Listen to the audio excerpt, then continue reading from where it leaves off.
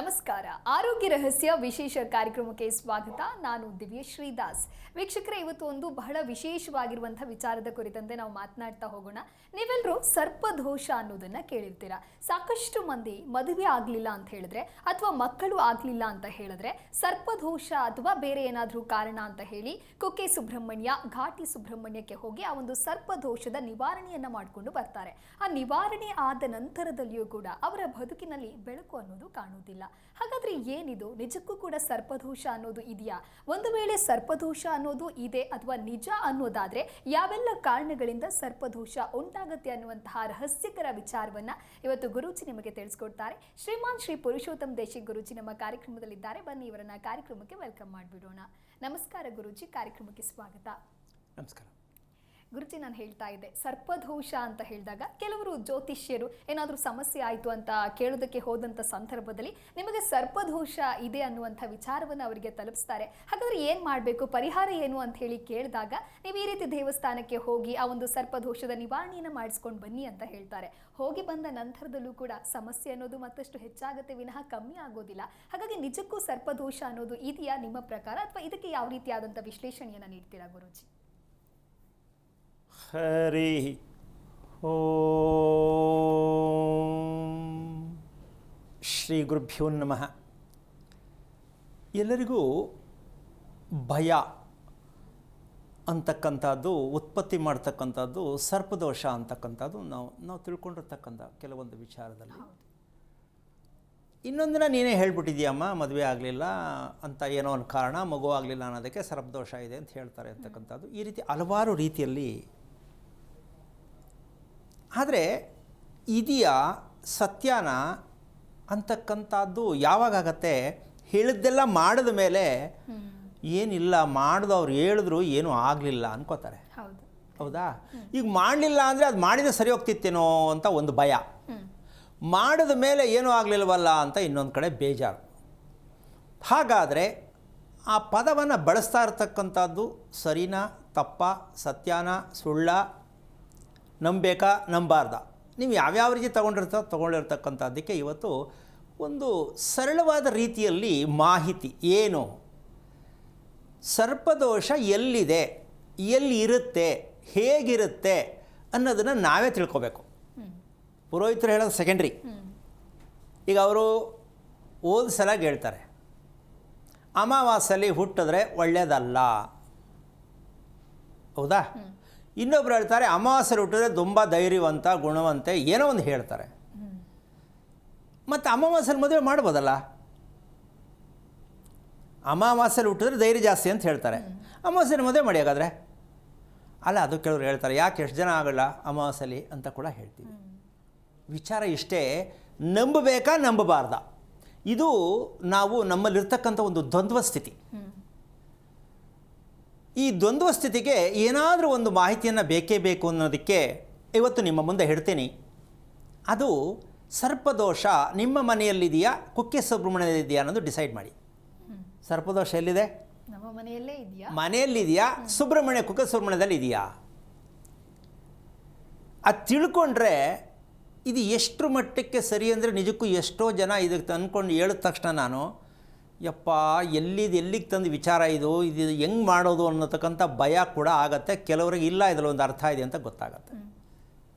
ಈ ರಹಸ್ಯಕ್ಕೆ ಕಾರಣಕರ್ತನಾಗಿರ್ತಕ್ಕಂತಹ ಶ್ರೀಮನ್ನಾರಾಯಣನ ಪಾದ ಕಮಲಗಳಿಗೆ ಕೋಟಿ ಕೋಟಿ ನಮನಗಳ ಅರ್ಪಣೆಯನ್ನು ಮಾಡಿ, ಸರ್ಪದೋಷ ಎಂದರೆ ಸಮಸ್ಯೆಗಳಿಗೆ ಪರಿಹಾರ ಮಾರ್ಗ ಸರ್ಪದೋಷ ಅಂತಕ್ಕಂಥ ಒಂದು ವಿಚಾರ. ಇದನ್ನು ಮೂಲತಃ ಎಲ್ಲಿಂದ ತಗೊಂಡ್ರೆ ಅಂದರೆ, ಸಾಮಾನ್ಯವಾಗಿ ವೈಜ್ಞಾನಿಕ ದೃಷ್ಟಿಯಲ್ಲಿ ಓದಿರ್ತಕ್ಕಂಥ ಹೆಣ್ಣು ಮಕ್ಕಳು ಗಂಡು ಮಕ್ಕಳಿಗೆ ಇದು ಗೊತ್ತೇ ಇರತಕ್ಕಂಥ ವಿಚಾರ.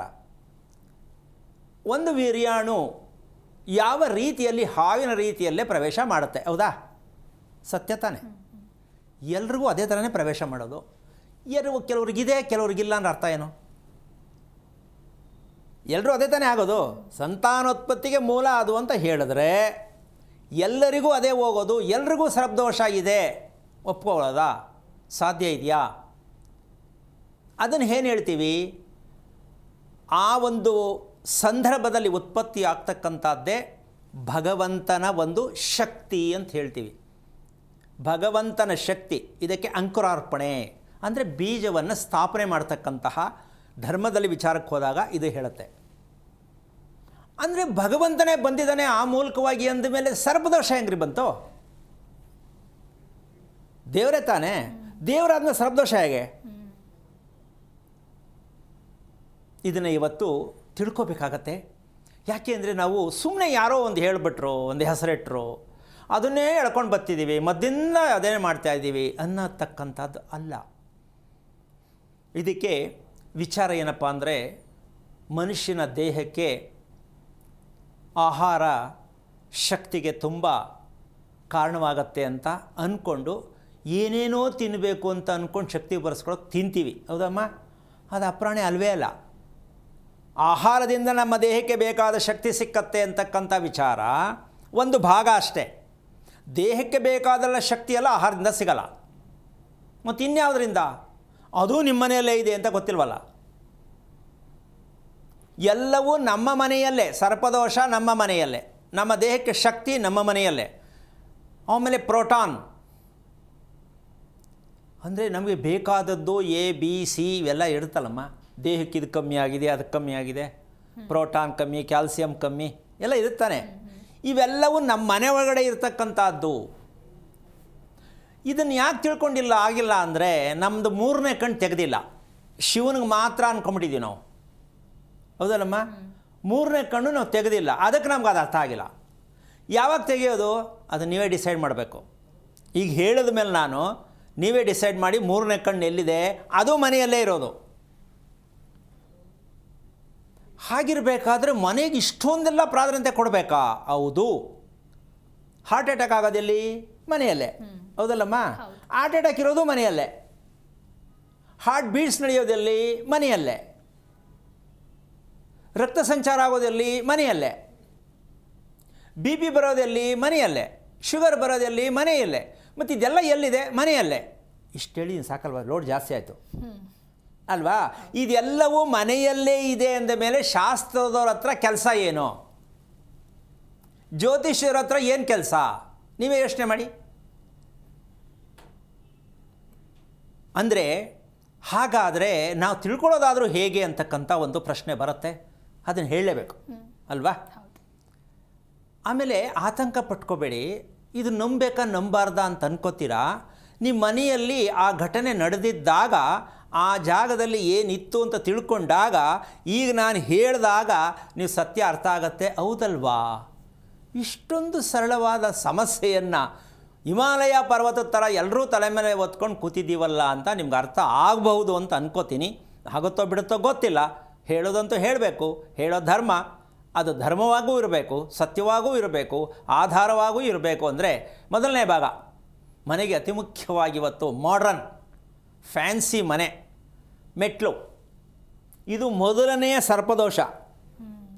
ಮನೆಗೆ ಮೆಟ್ಟಿಲು ಹಾಕುವುದು, ಹಾಕುತ್ತಿರುವುದು ಸರ್ಪದೋಷದ ಮೊದಲನೆಯ ಹಂತ. ಇದನ್ನು ದುರಂತವಾದ ಕುಟುಂಬ ಅಂತ ಹೇಳ್ಬೋದು. ಯಾವುದು? ಮನೆಗೆ ಮೆಟ್ಟಿಲು ಹಾಕೋದು. ದಯವಿಟ್ಟು ಯಾರು ಗಾಬರಿ ಆಗೋದು, ಏನಪ್ಪ ಹಿಂಗೆ ಹೇಳ್ಬಿಡ್ತಾರೆ, ಎಲ್ಲಿಂದ ಇದು ಕತೆ ಅಂತ ಅಂದ್ಕೊಳ್ಳೋದು ತಪ್ಪು. ನಾನು ವಿವರಣೆ ಮಾಡ್ತಾ ಹೋಗ್ತಾ ಇರ್ತೀನಿ. ನಿಮ್ಮ ಮನೆಯನ್ನು ಸ್ವಲ್ಪ ಗಮನಿಸ್ಕೊಳ್ಳಿ ಅಷ್ಟೇ, ನಿಮ್ಗೆ ಅಲ್ಲೇ ಸಿಕ್ಕತ್ತೆ. ನಾನು ಹೇಳೋ ಸರಿ ತಪ್ಪು ಆಮೇಲೆ.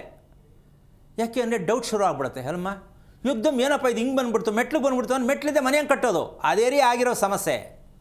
ಮೆಟ್ಲು ಬೇಕು. ಮೆಟ್ಲು ಏನಾಗಿರಬೇಕು, ಹೇಗಿರಬೇಕು, ಎಲ್ಲಿರಬೇಕು ಗೊತ್ತಿಲ್ವಲ್ಲ. ಹತ್ತಕ್ಕೆ ಮೆಟ್ಲು ಬೇಕು. ಇನ್ನು ಕೆಲವ್ರು ಹೇಳ್ತಾರೆ, ಸ್ವಾಮಿ ಮೇಲಕ್ಕೆ ಈ ಕಡೆ ಹತ್ತೀವಿ, ಸೂರ್ಯನ ಕಡೆ ಮುಖ ಮಾಡ್ತೀವಿ, ಏನೇನೋ ಕತೆ ಹೇಳ್ತಾರೆ. ಅದೇನೋ ಹೇಳ್ಕೊಟ್ಬಿಟ್ಟವ್ರು ಯಾರೋ, ಈ ಕಡೆಯಿಂದ ಹತ್ತಿದ್ರೆ ಒಳ್ಳೇದಂತೆ, ಆ ಕಡೆಯಿಂದ ಇಳಿದ್ರೆ ಒಳ್ಳೇದಂತೆ ಅಂತ. ಯಾವ ಕಡೆಯಿಂದ ಹತ್ತಲಿ, ಯಾವ ಕಡೆಯಿಂದ ಇಳಿ, ಅದು ಎಲ್ಲಿದೆ ನೋಡ್ಕೊಳ್ಳಿ ಫಸ್ಟು, ಅದು ಮುಖ್ಯ. ಮೆಟ್ಟಿಲು ಮನೆಯಲ್ಲಿ ಯಾವ ಭಾಗದಲ್ಲಿದೆ ಅಂತಕ್ಕಂಥದ್ದು ಮುಖ್ಯನೇ ಹೊರ್ತು ನೀವು ಬೆನ್ನು ಯಾವ ಕಡೆ ಮಾಡ್ತೀರಾ, ಮುಖ ಯಾವ ಕಡೆ ಮಾಡ್ತೀರಾ, ಯಾವ ಕಡೆ ತಿರ್ಕೋತೀರಾ, ಫಸ್ಟ್ ಮೆಟ್ಲ ಮೇಲೆ ಕಾಲು ಹೆಂಗಿಡ್ತೀರಾ? ಏನು ಕಪಿರೂಪ್ ಬಂತ್ರಿ ನಮ್ಮ ಪ್ರಪಂಚ. ಅದಕ್ಕೆ ಅವ್ರು ಕೂತವ್ರೆ ತಂಬೂರಿ ಬಾರಿಸ್ಕೊಂಡು, ಯಾರು ಬರ್ತಾರೆ ಹೇಳೋಣ ಅಂತ. ಅದು ನೀವು ಹೋಗಿ ಕೇಳ್ತೀರಾ, ಅವ್ರು ಹೇಳ್ತಾರೆ. ಇದಕ್ಕೆ ತಂಬೂರಿ ಶಾಸ್ತ್ರ ಅಂತಾರೆ. ಸೊ ನಾವು ಅಲ್ಲಿಗೆ ಹೋಗೋದು, ತಂಬೂರಿ ಶಾಸ್ತ್ರ ಹತ್ರನೇ ಹೋಗೋದು ನಾವು. ಈ ಮೆಟ್ಲು ವಿಚಾರ ವಿವರಣೆಯನ್ನು ಕೊಡ್ತೀನಿ. ಮೊದಲನೇ ದುರಂತವಾಗಿರ್ತಕ್ಕಂಥ ಮನೆಯಲ್ಲಿ ಇರ್ತಕ್ಕಂಥ ಮೆಟ್ಟಿಲು ನಾವು ಹಾಕಿರೋದು, ದೇವರು ಕೊಟ್ಟಿದ್ದಲ್ಲ. ಇನ್ನು ಪಾರ್ಟ್ ನಂಬರ್ 2, ಇದು ತುಂಬ ಸೂಕ್ಷ್ಮವಾಗಿರ್ತಕ್ಕಂತಹ ವಿಚಾರ. ಏನು ಅಂದರೆ, ಕಟ್ಟೋ ಮನೆ ಯಾವ ಮನೆಗೆ ಜಂಟಿ ಆಗಿರುತ್ತೋ ಅದು ಸರ್ಪದೋಷದ 2ನೇ ದುರಂತ. ನಮ್ಮ ವಾಸದ ಮನೆ ಯಾವ ಮನೆಗೆ ಜೈಂಟ್ ಹೊಡೆದಿದ್ದೀವಿ, ಅದು ಉದ್ದ ಆಯಿತು, ನಿಂತ್ಕೊಂಡು ನೋಡಿ ಯಾವ ಥರ ಕಾಣಿಸಲ್ಲ ನಿಮ್ಮ ಮನೆ ಗೊತ್ತಾಗತ್ತೆ. ಏನಮ್ಮ, ಒಂದ್ರ ಪಕ್ಕ ಸೇರಿಸಿದಾಗ ಯಾವ ಥರ ಬಂತಾನೆ. ಇನ್ನು ಇದಕ್ಕಿನ್ನ ಹಾವು ಬೇಕಾ ನಿಮಗೆ? ಈಗ ಇಲ್ಲಿರೋ ಅವನು ಬಿಡಿಸ್ತೀರಾ, ಸುಬ್ರಹ್ಮಣ್ಯಕ್ಕೆ ಹೋಗ್ತೀರಾ, ಯೋಚನೆ ಮಾಡಿ. ಹೆಂಗೆ ಬಿಡ್ಸೋಕ್ಕಾಗತ್ತೆ? ಯಾರ್ದೋ ಮನೆಗೆ ಇವ್ರು ತಗಲಿಸ್ಕೊಂಡು, ಇವ್ರ ಮನೆಗೆ ತಗಲಿಸ್ಕೊಂಡ್ರು, ಇವ್ರು ಅವ್ರ ಮನೆಗೆ ತಗಲಿಸ್ಕೊಂಡ್ರು ಅಂತ ತಗಲಿಸ್ಕೊಂಡವ್ರೆ. ಪಕ್ಕ ಸರ್ಪದೋಷ ಮಾಡಿ ಇಟ್ಕೊಂಡ್ರು. ಇನ್ನು ಯೋಚನೆ ಮಾಡಿ, ಈ ಥರ ಬ್ಯಾಂಗ್ಳೂರಿನ ಲೆಕ್ಕ ಹಾಕಿದ್ರೆ 60% ಇದೆ ಈ ಥರ ಅಂಟಿಸ್ಕೊಂಡಿರೋದು. ಮೇಲಿನ ಕೆಳಕಾರು ಅಂಟಿಸ್ಕೋಬೋದು, ಪಕ್ಕದವ್ರು ಅಂಟಿಸ್ಕೋಬೋದು.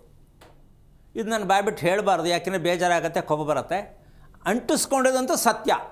ಒಂದ್ರ ಮೇಲೊಂದು ಅಂಟಿಸ್ಕೊಂಡಿರೋದು, ಪಕ್ಕ ಅಂಟಿಸ್ಕೊಂಡಿರೋದು. ಇದು ಎರಡೂ ಪಕ್ಕ ಸರ್ಪದೋಷ. ಸಾಮಾನ್ಯವಾಗಿ ತಿಳ್ಕೊಳ್ಳಿ, ಕೆಲವರು ಮನೆಯಲ್ಲಿ ಆತ್ಮಹತ್ಯೆ ಮಾಡ್ಕೋತಾರೆ. ಮನೆಯಲ್ಲೇ ಸುಮ್ಮನೆ ಯಾವುದೋ ಒಂದು ಸಮಸ್ಯೆ, ಮನೆಯಲ್ಲಿ ಆತ್ಮಹತ್ಯೆ ಮಾಡ್ಕೊಳ್ಳುವಾಗ ಒಂದು ಲೆಟ್ರ್ ಬರೀತಾರೆ. ಆ ಲೆಟ್ರ್ ಬರೆಯುವಂತಹ ಸತ್ಯ ಇದೆಯಲ್ಲ, ನಾವು ತಿಳ್ಕೋಬೇಕು. ಎಂತಹ ದುರಂತವಾಗಿರ್ತಕ್ಕಂಥ ಮನೆಗಳಲ್ಲಿ ನಾವು ವಾಸ ಮಾಡ್ತಾ ಇದ್ದೀವಿ. ಈಗ 2 ನಿಮಿಷದಲ್ಲಿ ಏನೋ ಮೊಬೈಲಲ್ಲಿ ಏನೋ ಮಾಡ್ತಾರಲ್ಲಮ್ಮ, ಏನಮ್ಮ ಅದು ಮೊಬೈಲಲ್ಲಿ ಕಳಿಸ್ತಾರಲ್ಲ, ಏನೋ ಮಾಡಿಬಿಟ್ಟು ಏನೋ ಹೇಳ್ತಾರೆ, ಅದಕ್ಕೆ ಏನು ಹೆಸರು ನೋಡೋದಕ್ಕೆ, ರೀಲಾ ಏನದು? ಅದನ್ನು ಈಗ 2 ನಿಮಿಷದಲ್ಲಿ ಮಾಡಿಬಿಟ್ಟು ಸತ್ತೋಗ್ಬಿಡ್ತಾರೆ ಅಲ್ಲಮ್ಮ. ಇದು ಏನು ಕತೆ ರೀ ಇದು? ಚೆನ್ನಾಗಿ ಖುಷಿಯಾಗಿ ಎಲ್ಲ ಮಾಡಿ ಜನಕ್ಕೆಲ್ಲ ಕೊಟ್ಟು ಮೆಸೇಜ್ ಕೊಟ್ಟು ನೋಡಿ ಅಂತ ಧಡಕಂತ ಸತ್ತೋಗ್ತಾರೆ ಅಂದರೆ ಸ್ವಲ್ಪ ಯೋಚನೆ ಮಾಡಿ. ಮನೆ ಅಂತಕ್ಕಂಥದ್ದು ಸ್ವರ್ಗ ಆಗಿರ್ಬೇಕು ರೀ. ವಾಸದ ಮನೆ ಸ್ವರ್ಗ ಆಗಿರಬೇಕು. ಆಗಿಲ್ಲ, ನರಕ ಮಾಡ್ಕೊಂಬಿಟ್ಟಿದ್ದೀವಿ ನಾವು. ಆ ಕಾರಣದಿಂದಾಗಿ ಯಾವ ವ್ಯಕ್ತಿ ಯಾವ ಥರ ಯಾವಾಗ ತೀರ್ಮಾನ ತಗೋತಾರೆ ಹೇಳಲಿಕ್ಕೆ ಬರಲ್ಲ. ಅದನ್ನು ಇವತ್ತು ಹಂತವಾಗಿ ಬಿಡಿಸ್ತಾ ಹೇಳ್ತಾ ಹೋಗ್ತೀನಿ. ಎಲ್ಲವೂ ನಮ್ಮ ಮನೆಯಲ್ಲೇ ಇರತಕ್ಕಂತಹ ಒಂದು ಲೆಕ್ಕದಲ್ಲಿ. ಈಗ 1 ಮೆಟ್ಲಾಯಿತು, 2ನೇದು ಜಂಟಿ ಮನೆ ಆಯಿತು, 3ನೇದು ಶಿವನ 3ನೆಯ ಕಣ್ಣು. ಅಂದರೆ ನಮಗೆ ಜ್ಞಾನದ ಕಣ್ಣು ಓಪನ್ ಆಗಬೇಕು. ಓಪನ್ ಆಗಿಲ್ಲ. ಓಪನ್ ಆಗಬೇಕು ಬೇಡಮ್ಮ? ಓಪನ್ ಆಗಬೇಕು. ಯಾರಿಗೆ ಬೇಡ ಜ್ಞಾನ? ಬೇಕು. ಈಗ ಇದರಲ್ಲಿ ನಮ್ಮ ತಲೆಯಲ್ಲಿ ಒಂದು ಸದ್ಯಕ್ಕೆ 3 ಭಾಗ ತಗೊಳ್ಳೋಣ. ನಮ್ಮ ತಲೆಯಲ್ಲಿ 3 ಭಾಗ ತಗೊಳ್ಳೋಣ. ಏನಕ್ಕೆ ತಗೋಬೇಕು ಅಂದರೆ, ನಾವು ಉಸಿರಾಡ್ತಾ ಇರೋದು ಯಾವ ರೀತಿ ಉಸಿರಾಟ ಕ್ಲಾರಿಟಿ ಇದೆ, ನೆಮ್ಮದಿಯಾಗಿ ಉಸಿರಾಡ್ತಾ ಇದ್ದೀವ, ಗೊತ್ತಿದ್ದು ಉಸಿರಾಡ್ತಾ ಇದ್ದೀವ ಅಂತಕ್ಕಂಥದ್ದು ತಲೆಯ ಹಿಂಭಾಗದಲ್ಲಿ ರೆಕಾರ್ಡಿಂಗ್ ನಡೀತಾ ಇರುತ್ತೆ. ಯಾವ ರೀತಿ ಉಸಿರಾಟ ಬರ್ತಾ ಇದೆ ಹೋಗ್ತಾ ಇದೆ ಅಂತ ತಲೆಯ ಹಿಂಭಾಗದಲ್ಲಿ ರೆಕಾರ್ಡಿಂಗ್ ನಡೆಯೋದು. ನಮ್ಮದು ದೇಹಕ್ಕೆ ಬೇಕಾದಂತಹ ಸೌಲಭ್ಯಗಳು ಸಿಗ್ತಾ ಇದೆಯಾ ಇಲ್ವಾ ಅಂತ ಸಿಸ್ಟಮ್ ಇರೋದು ಹಿಂಭಾಗದಲ್ಲಿ. ಅದಕ್ಕೆ ಹೆಣ್ಣು ಮಕ್ಕಳಿಗೆ ಜಡೆನ ಬಿಗಿಯಾಗಿ ಹಾಕ್ತಾರೆ, ಸಿಂಬಿ ಹಾಕ್ತಾರೆ. ಇವೆಲ್ಲ ಬೇಕಾದಷ್ಟು ಅರ್ಥ ಇದೆ. ಅಲ್ಲಿಗೆ ಅಗಲವಾಗಿರೋದು ಒಂದು ಬಿಲ್ಲೆನೂ ಕೂಡ ಹಾಕ್ತಾರೆ ಹಿಂಭಾಗದಲ್ಲಿ, ಚುಕ್ಕಿ ಇದಾಕಿ. ಇವೆಲ್ಲ ಧರ್ಮಕ್ಕೆ ತುಂಬ ಅರ್ಥಗರ್ಭಿತವಾಗಿ ತೋರಿಸಿರ್ತಕ್ಕಂಥದ್ದು ಆವತ್ತಿನ ಕಾಲದಲ್ಲೇ. ಹೆಣ್ಣಿಗೆ ಯಾವ ರೀತಿಯಲ್ಲಿ ಜ್ಞಾನದ ಕಣ್ಣು ಓಪನ್ ಆಗಬೇಕು, ಆ ಮನೆಗೆ ಹೆಣ್ಣು ಗೃಹಲಕ್ಷ್ಮಿ ಆಗಬೇಕಾದ್ರೆ ಯಾವ ರೀತಿ ಒಡವೆಗಳನ್ನು ಹಾಕ್ಕೋಬೇಕು, ಬಟ್ಟೆಗಳನ್ನು ಹಾಕ್ಕೋಬೇಕು, ಇದೆಲ್ಲವನ್ನು ತೋರಿಸ್ಕೊಟ್ಟಿರ್ತಕ್ಕಂತಹ ಋಷಿಮುನಿಗಳು ಅದ್ಭುತವಾದ ಪವಾಡದಲ್ಲಿ ತೋರಿಸಿದ್ದಾರೆ. ಇವರು ತೋರಿಸಿದ್ದು ಕಣ್ಣು ಮುಚ್ಕೊಂಡು ಹೇಳಿರೋದು. ಈಗಿನವರು ಕಣ್ಣು ತೆರ್ಕೊಂಡು ಹೇಳ್ತಾ ಇದ್ದಾರೆ. ಋಷಿಗಳೇನು ಮಾಡಿರೋದು? ಕಣ್ಣು ಮುಚ್ಕೊಂಡು. ಅವ್ರ ಪುಸ್ತಕ ಬರೆದಿಲ್ಲ, ಅವ್ರ ಫೋಟೋ ಎಲ್ಲೂ ಹಾಕಿಲ್ಲ, ಈ ಥರ ವಿಚಾರಗಳು ಕೊಟ್ಟವರು. ಯಾಕೆ ಅಂದರೆ 3ನೇ ಕಣ್ಣು ಯಾವುದು ಅಂದರೆ, ಕಣ್ಣು ಮುಚ್ಕೊಂಡು ಜೀವನದಲ್ಲಿ ಊಟ ಮಾಡೋದು ಕಲ್ತಿದ್ರೆ ಆ ಜ್ಞಾನದ ಕಣ್ಣು ಓಪೋದಾಗಕ್ಕೆ ಕಾರಣ ಆಗತ್ತೆ. ನೀರು ಕುಡಿಯೋದು, ಊಟ ಮಾಡೋದನ್ನು ಕಣ್ಣು ಮುಚ್ಕೊಂಡು ನೀರು ಕುಡಿಬೇಕು, ಕಣ್ಣು ಮುಚ್ಕೊಂಡು ಊಟ ಮಾಡಬೇಕು ಅನ್ನೋದು ಗೊತ್ತಿದೆಯೇನಮ್ಮ? ಇಲ್ಲ. ಕಣ್ಣು ಮುಚ್ಕೊಂಡ, ಅಯ್ಯೋ ಕತೆ, ಕಣ್ಣು ಎಲ್ಲೆಲ್ಲೋ ಓಡಾಡ್ತಾ ಇರ್ತದೆ. ಯಾಕೆ ಕಣ್ಣು ಮುಚ್ಚಬೇಕು ಅಂತಕ್ಕಂತಹ ಒಂದು ವಿಷಯ ಉದಾಹರಣೆ ಕೊಡ್ತಾ ಇರ್ತಕ್ಕಂಥದ್ದು ನಾನು. ನಮ್ಮ ಕಣ್ಣು ಮತ್ತು ನಮ್ಮ ಮನೆ ಎಷ್ಟು ಲಿಂಕ್ ಇದೆ ಅಂತ ನೀವು ಅರ್ಥ ಮಾಡ್ಕೋಬೇಕು. ಇಲ್ಲಿ ನಾವು ಮಾತಾಡ್ತಾ ಇರ್ತಕ್ಕಂಥ 3 ಸಂಗತಿ: ಗಾಳಿ, ಬೆಳಕು, ಶಾಖ ಅಥವಾ ನೀರು ಅಂತ ಇಟ್ಕೊಳ್ಳೋಣ. ಗಾಳಿ ಮತ್ತು ಬೆಳಕಿನ ಮೂಲ ತತ್ವ ಗಾಳಿ. ಇದಿಷ್ಟು ನಮ್ಮ ಊಟ ಮಾಡ್ತೀವಲ್ಲ, ಇದಕ್ಕೆ ಮ್ಯಾಚ್ ಆಗಬೇಕು. ಜ್ಞಾನದ ಕಣ್ಣು ಓಪನ್ ಆಗಬೇಕಾದ್ರೆ ಇದಕ್ಕೆ ಮ್ಯಾಚ್ ಆಗಬೇಕು. ಇದು ಒಂದು ಪ್ರಕ್ರಿಯೆ. ಆದರೆ ಇನ್ನೊಂದು ಪ್ರಕ್ರಿಯೆ, ನಮಗೆ 3 ಭಾಗ ತಲೆಯನ್ನು ವಿಚಾರವನ್ನು ಹೇಳಿದ್ದು ಹಿಂಭಾಗದಲ್ಲಿರ್ತಕ್ಕಂಥದ್ದು ರೆಕಾರ್ಡಿಂಗ್ ನಡೆಯುತ್ತೆ, ಮಧ್ಯಭಾಗದಲ್ಲಿರ್ತಕ್ಕಂಥದ್ದು ಮೂರನೇ ಕಣ್ಣನ್ನು ತೆರೆಸತ್ತೆ. ಅದಕ್ಕೆ ಹೆಣ್ಣು ಮಕ್ಕಳಿಗೆ ಮಧ್ಯ ಕ್ರಾಪ್ ತೆಗೆದು ಆ ಕಡೆ ಒಂದು ಜಡೆ ಈ ಕಡೆ ಒಂದು ಜಡೆ ಹಾಕಿ ಸ್ಕೂಲ್ ಕಳಿಸ್ತಿದ್ರು. ಹೌದಾ? ಈಗ 2 ಜಡೆ ಅಂದರೆ 2 ಜಡೆ ಹಾಕ್ಕೋಬೇಕಾ? ಎಷ್ಟೋ ಜನ ಬಯಸ್ಕೊಂಡು ಹಾಕತ್ತಾರೆ, ಪಾಪ ಅವರವರೇ ನೋಡ್ಕೋತಾರೆ ಎಷ್ಟು ಚೆನ್ನಾಗಿ ಕಾಣಿಸ್ತೀನಿ ನಾನು ಅಂತ. ಆದರೆ ಹೆಣ್ಣು ಮಕ್ಕಳಿಗೆ 2 ಜಡೆ ಹಾಕೋದ್ರಿಂದ ಜ್ಞಾನದ ಕಣ್ಣು ಓಪನ್ ಆಗುತ್ತೆ. ಹಾಕ್ಕೊಂಡಾಗ ಖುಷಿ ಹೆಂಗಿರುತ್ತೆ ಅಂತ ಅವತ್ತು ಹೇಳಬೇಕು. ಎಂಥ ಅದ್ಭುತವಾದ ಪವಾಡ ಇದು. 2 ಜಡೆ ಹಾಕ್ಕೊಂಡು ಮಧ್ಯ ಕ್ರಾಪ್ ತೆಗೆದು ಟೇಪ್ ಹಾಕ್ಕೊಂಡು ಹೂವು ಹಾಕ್ಕೊಂಡು ನೋಡ್ಕೊಂಡು ನೀವೇ ಕುಣಿಬೇಕು, ಅಯ್ಯೋ ನಾನು ಇಷ್ಟು ಚೆನ್ನಾಗಿದ್ದೀನಿ ಅಂತ. ಎಷ್ಟು ಖುಷಿ ಆಗುತ್ತೆ ಅಲ್ವಾ? ಖುಷಿಯಾಗಿದ್ದಾಗ ನಮ್ಮ ಉಸಿರಾಟ ಹೇಗೆ ನಡೆಯುತ್ತೆ, ನಮ್ಮ ಉಸಿರಾಟ ಹೇಗೆ ನಡಿಬೇಕು ಆಟೋಮೆಟಿಕ್ ನಡೆಯುತ್ತೆ. ಬೇಜಾರಾದಾಗ, ಕೋಪ ಬಂದಾಗ ನಮ್ಮ ದೇಹಕ್ಕೆ ಬೇಡದೇ ಇರತಕ್ಕಂಥ ಉಸಿರಾಟ ನಡೆಯುತ್ತೆ. ಕೋಪ ಬಂದಾಗ ತುಂಬ ಉಸಿರಾಟ ಜಾಸ್ತಿ ಆಗುತ್ತೆ. ಖುಷಿಯಾಗಿದ್ದಾಗ ನಾವು ಉಸಿರಾಡ್ತಿರೋದೇ ಗೊತ್ತಾಗಲ್ಲ. ಈ ಸತ್ಯ ನಿಮ್ಗೆ ಅರ್ಥ ಆಗಬೇಕು. ನೆಮ್ಮದಿಯಾಗಿರಬೇಕು, ಖುಷಿಯಾಗಿರಬೇಕು, ಮನಸ್ಸಿಗೆ ಶಕ್ತಿ ಬೇಕು, ದೇಹಕ್ಕೆ ಶಕ್ತಿ ಬೇಕು ಅಂದರೆ ಕೋಪ ಮಾಡ್ಕೊಳ್ಳೋದು ಬಿಡಬೇಕು. ಕೋಪ ಮಾಡ್ಕೊಳ್ಳೋದು ಬಿಡಬೇಕು ಅಂದರೆ ಫ್ರೀ ಹೇರ್ ಸ್ಟೈಲ್ನ ತಪ್ಪಿಸ್ಬೇಕು. ಅದಾಗತ್ತಾ? ಆಗಲ್ಲ. ಫಿಕ್ಸ್ ಆಗಿಬಿಟ್ಟಿದ್ದೀವಿ ನಾವು. ಹಿಂಗೆ ಅನ್ಕೋತಾ ಇರಬೇಕು, ಆವಾಗಲೇ ಅದು ಚಂದ. ಇದು ಹೆಂಗೆ ಅಂತ ಇಂಡೈರೆಕ್ಟಾಗಿ ಹುಚ್ಚು ಅಂತ ನಮಗೆ ಬಂದಿದೆ ಅಂತ ಗೊತ್ತಾಗಲ್ಲ. ಆದರೆ ಫ್ಯಾನ್ಸಿ ಅವ್ರಿಗೆ ನಾನೇನು ಹೇಳ್ತಾ ಇಲ್ಲ, ದಯವಿಟ್ಟು ತಪ್ಪಾಗಿ ಯಾರು ತಿಳ್ಕೊಬೇಡಿ. ಸತ್ಯ ತಿಳ್ಕೊಳ್ಳಿ, ಅವ್ರು ಕಂಟ್ರೋಲ್ ಮಾಡೋಕ್ಕಾಗಲ್ಲ. ಕೂದಲಿಗೆ ಯಾರು ಪದೇ ಕೈ ಹಾಕ್ತಾರೆ ನೀವು ಗಮನಿಸ್ಕೊಳ್ಳಿ, ಹೆವಿ ಸ್ಪೀಡು ಓವರ್ಟೇಕ್, ಒಂದೂ ಕ್ವಾಲಿಟಿ ಇಲ್ಲ, ಸುಮ್ಮನೆ ಓಡ್ತಿರೋದು.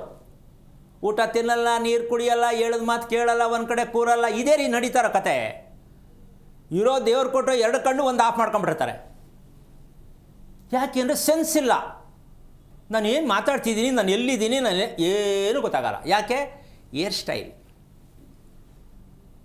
ಆದರೆ ಏನು ಮಾಡೋಕ್ಕಾಗಲ್ಲ, ಇವತ್ತು ಜನ್ರೇಷನ್ಗೆ ಅದೇ ಬೇಕು. ಅದಕ್ಕೆ ಪಾಪ ಅವರು ಆ ಥರ ಇರ್ತಾರೆ ಅಂತ ಅಂದ್ಕೊಳ್ಳೋಣ. ಆದರೆ ಇದನ್ನು ನಾವು ಬೇಡ ಅಂತ ಹೇಳೋಕ್ಕೆ ಅಧಿಕಾರ ನನಗಿಲ್ಲ, ನಾನು ಹೇಳ್ತಾನೂ ಇಲ್ಲ, ತಿಳ್ಕೊಳ್ಳಿ ಅಷ್ಟೇ.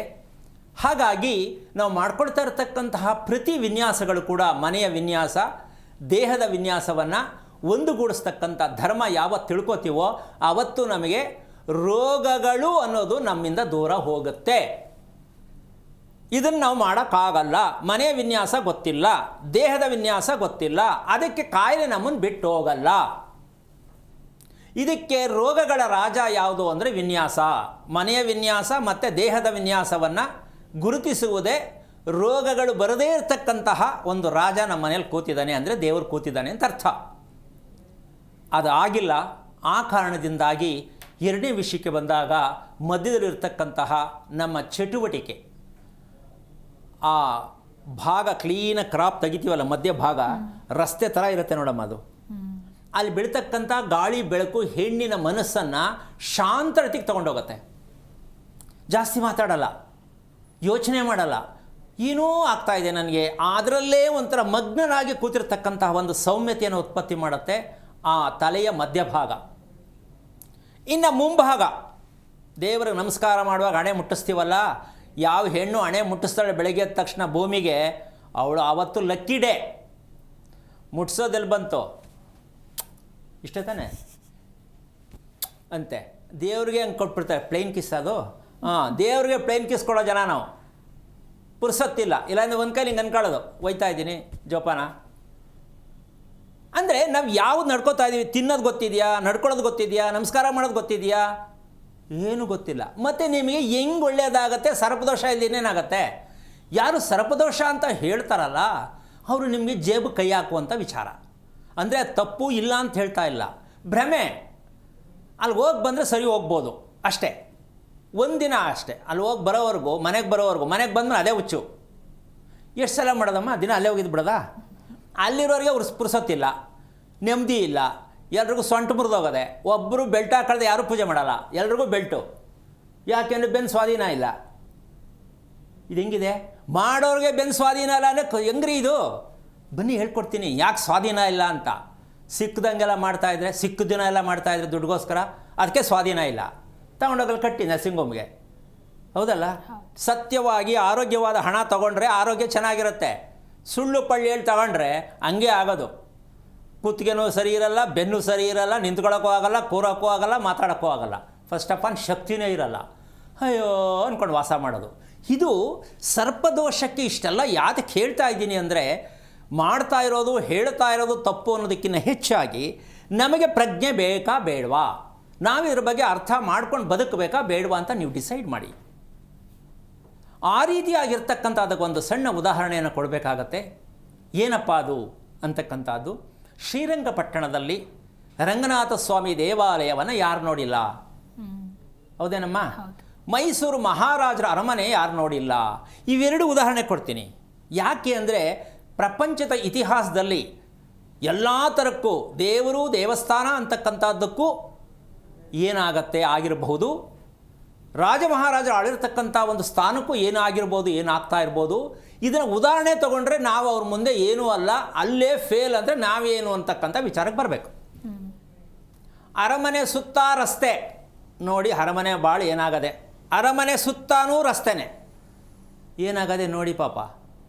ಎಲ್ಲೋಗಿದ್ದಾರೆ ಈ ಜ್ಞಾನ ಪಂಡಿತರುಗಳು ಇದ್ರ ಬಗ್ಗೆ ಹೇಳೋಕ್ಕೆ ಅಂತ ಬೇಜಾರಾಗ್ತಾ ಇದೆ. ಏನು ಮಾಡೋಕ್ಕಾಗಲ್ಲ, ಯಾರು ಹೇಳ್ತಾರೋ ಗೊತ್ತಿಲ್ಲ. ಸುತ್ತ ರಸ್ತೆ ತಿಳ್ಕೊಳ್ಳಿ ಯಾವ ಮಟ್ಟಕ್ಕೆ ಬಂದಿದೆ ಅಂತ. ಇನ್ನು ಶ್ರೀರಂಗಪಟ್ಟಣಕ್ಕೆ ಬರೋಣ. ದೇವಸ್ಥಾನ ಇರೋ ಶ್ರೀರಂಗಪಟ್ಟಣದಲ್ಲೇ. ಶ್ರೀರಂಗಪಟ್ಟಣ ಸುತ್ತ ಕಾವೇರಿ ಸುತ್ತಕೊಂಡವಳೆ, ಮುಗೀತು ಕತೆ. ಅದರ ಮಧ್ಯದಲ್ಲಿ ರಂಗನಾಥ. ಅಮ್ಮ, ಒಂದೇ ಸಾಲಿಗ್ರಾಮದಲ್ಲಿ ಅಂಥ ದೊಡ್ಡ ವಿಗ್ರಹನ ಕೆತ್ತಿರೋದು ಏಷ್ಯಾ ಖಂಡದಲ್ಲಿ ಇದೊಂದೇ.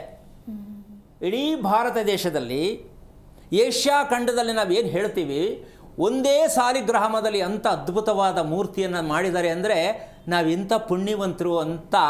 ಆದರೆ ಇವತ್ತು ದೇವಸ್ಥಾನದಲ್ಲಿ ಎಲ್ಲ ಮುರ್ಕೊಂಡು ಬರ್ತಾ ಇದೆ. ನೋ ರಿಪೇರಿ, ನೋ ಕನೆಕ್ಷನ್, ಬರೀ ಫೋಟೋ ತೆಗೆದಿಟ್ಕೊಂಡವ್ರೆ ದೇವಸ್ಥಾನನ. ಹೊರಗಡೆ ದೇಶದವ್ರು ಬಂದು ಫೋಟೋ ತೆಕ್ಕತ್ತಾರೆ ಹೊರ್ತು ನಮ್ಮವ್ರ ಬಗ್ಗೂ ನೋಡಲ್ಲ. ಯಾವತ್ತೋ ಒಂದಿನ ಹೋಗ್ತಾರೆ ಅಷ್ಟೇ. ಯಾಕ್ರಿ ಹಣೆ ಬರ? ದೇವರನ್ನೇ ಈ ಮಟ್ಟಕ್ಕೆ ಹಿಂದೆ ಹಾಕತ್ತೆ ಪ್ರಕೃತಿ ಅಂದರೆ ನಾವು ಪ್ರಕೃತಿಯನ್ನು ದೂರ ಮಾಡುವಂತಹ ಅಧರ್ಮಿಗಳು ನಾವು. ಅದಕ್ಕೇನು ಹೇಳ್ತಾರೆ ಅಂದರೆ, ಮಾಡಬಾರ್ದು ಮಾಡಿದ್ರೆ ಆಗಬಾರ್ದಾಗತ್ತೆ, ಅಷ್ಟೇ ವಿಚಾರ. ಪ್ರಕೃತಿಯನ್ನು ನಾಶ ಮಾಡ್ತಾ ಇದ್ದೀವಿ ನಾವು, ಪ್ರಕೃತಿಯನ್ನು ಗೌರವಿಸ್ತಾ ಇಲ್ಲ. ಅದು ದೇವಸ್ಥಾನ ಆಗಿರ್ಬೋದು, ಮನೆ ಆಗಿರ್ಬೋದು. ಯಾವ ಕಾರಣಕ್ಕೂ ತಲೆ ಎತ್ತಕ್ಕಾಗಲಿಲ್ಲ. ಭಗವಂತನ ಕೂರಿಸಿರುವಂಥ ಜಾಗನೇ ರಿಯಾಕ್ಷನ್ ಆಗ್ತಾ ಇಲ್ಲ ಅಂದರೆ ನಾವು ಕಟ್ಟಿರೋ ಮನೆ ಯಾವುದ್ರಿ ಇದೆ ಅಲ್ಲಿ? ಯೋಚನೆ ಮಾಡಿ.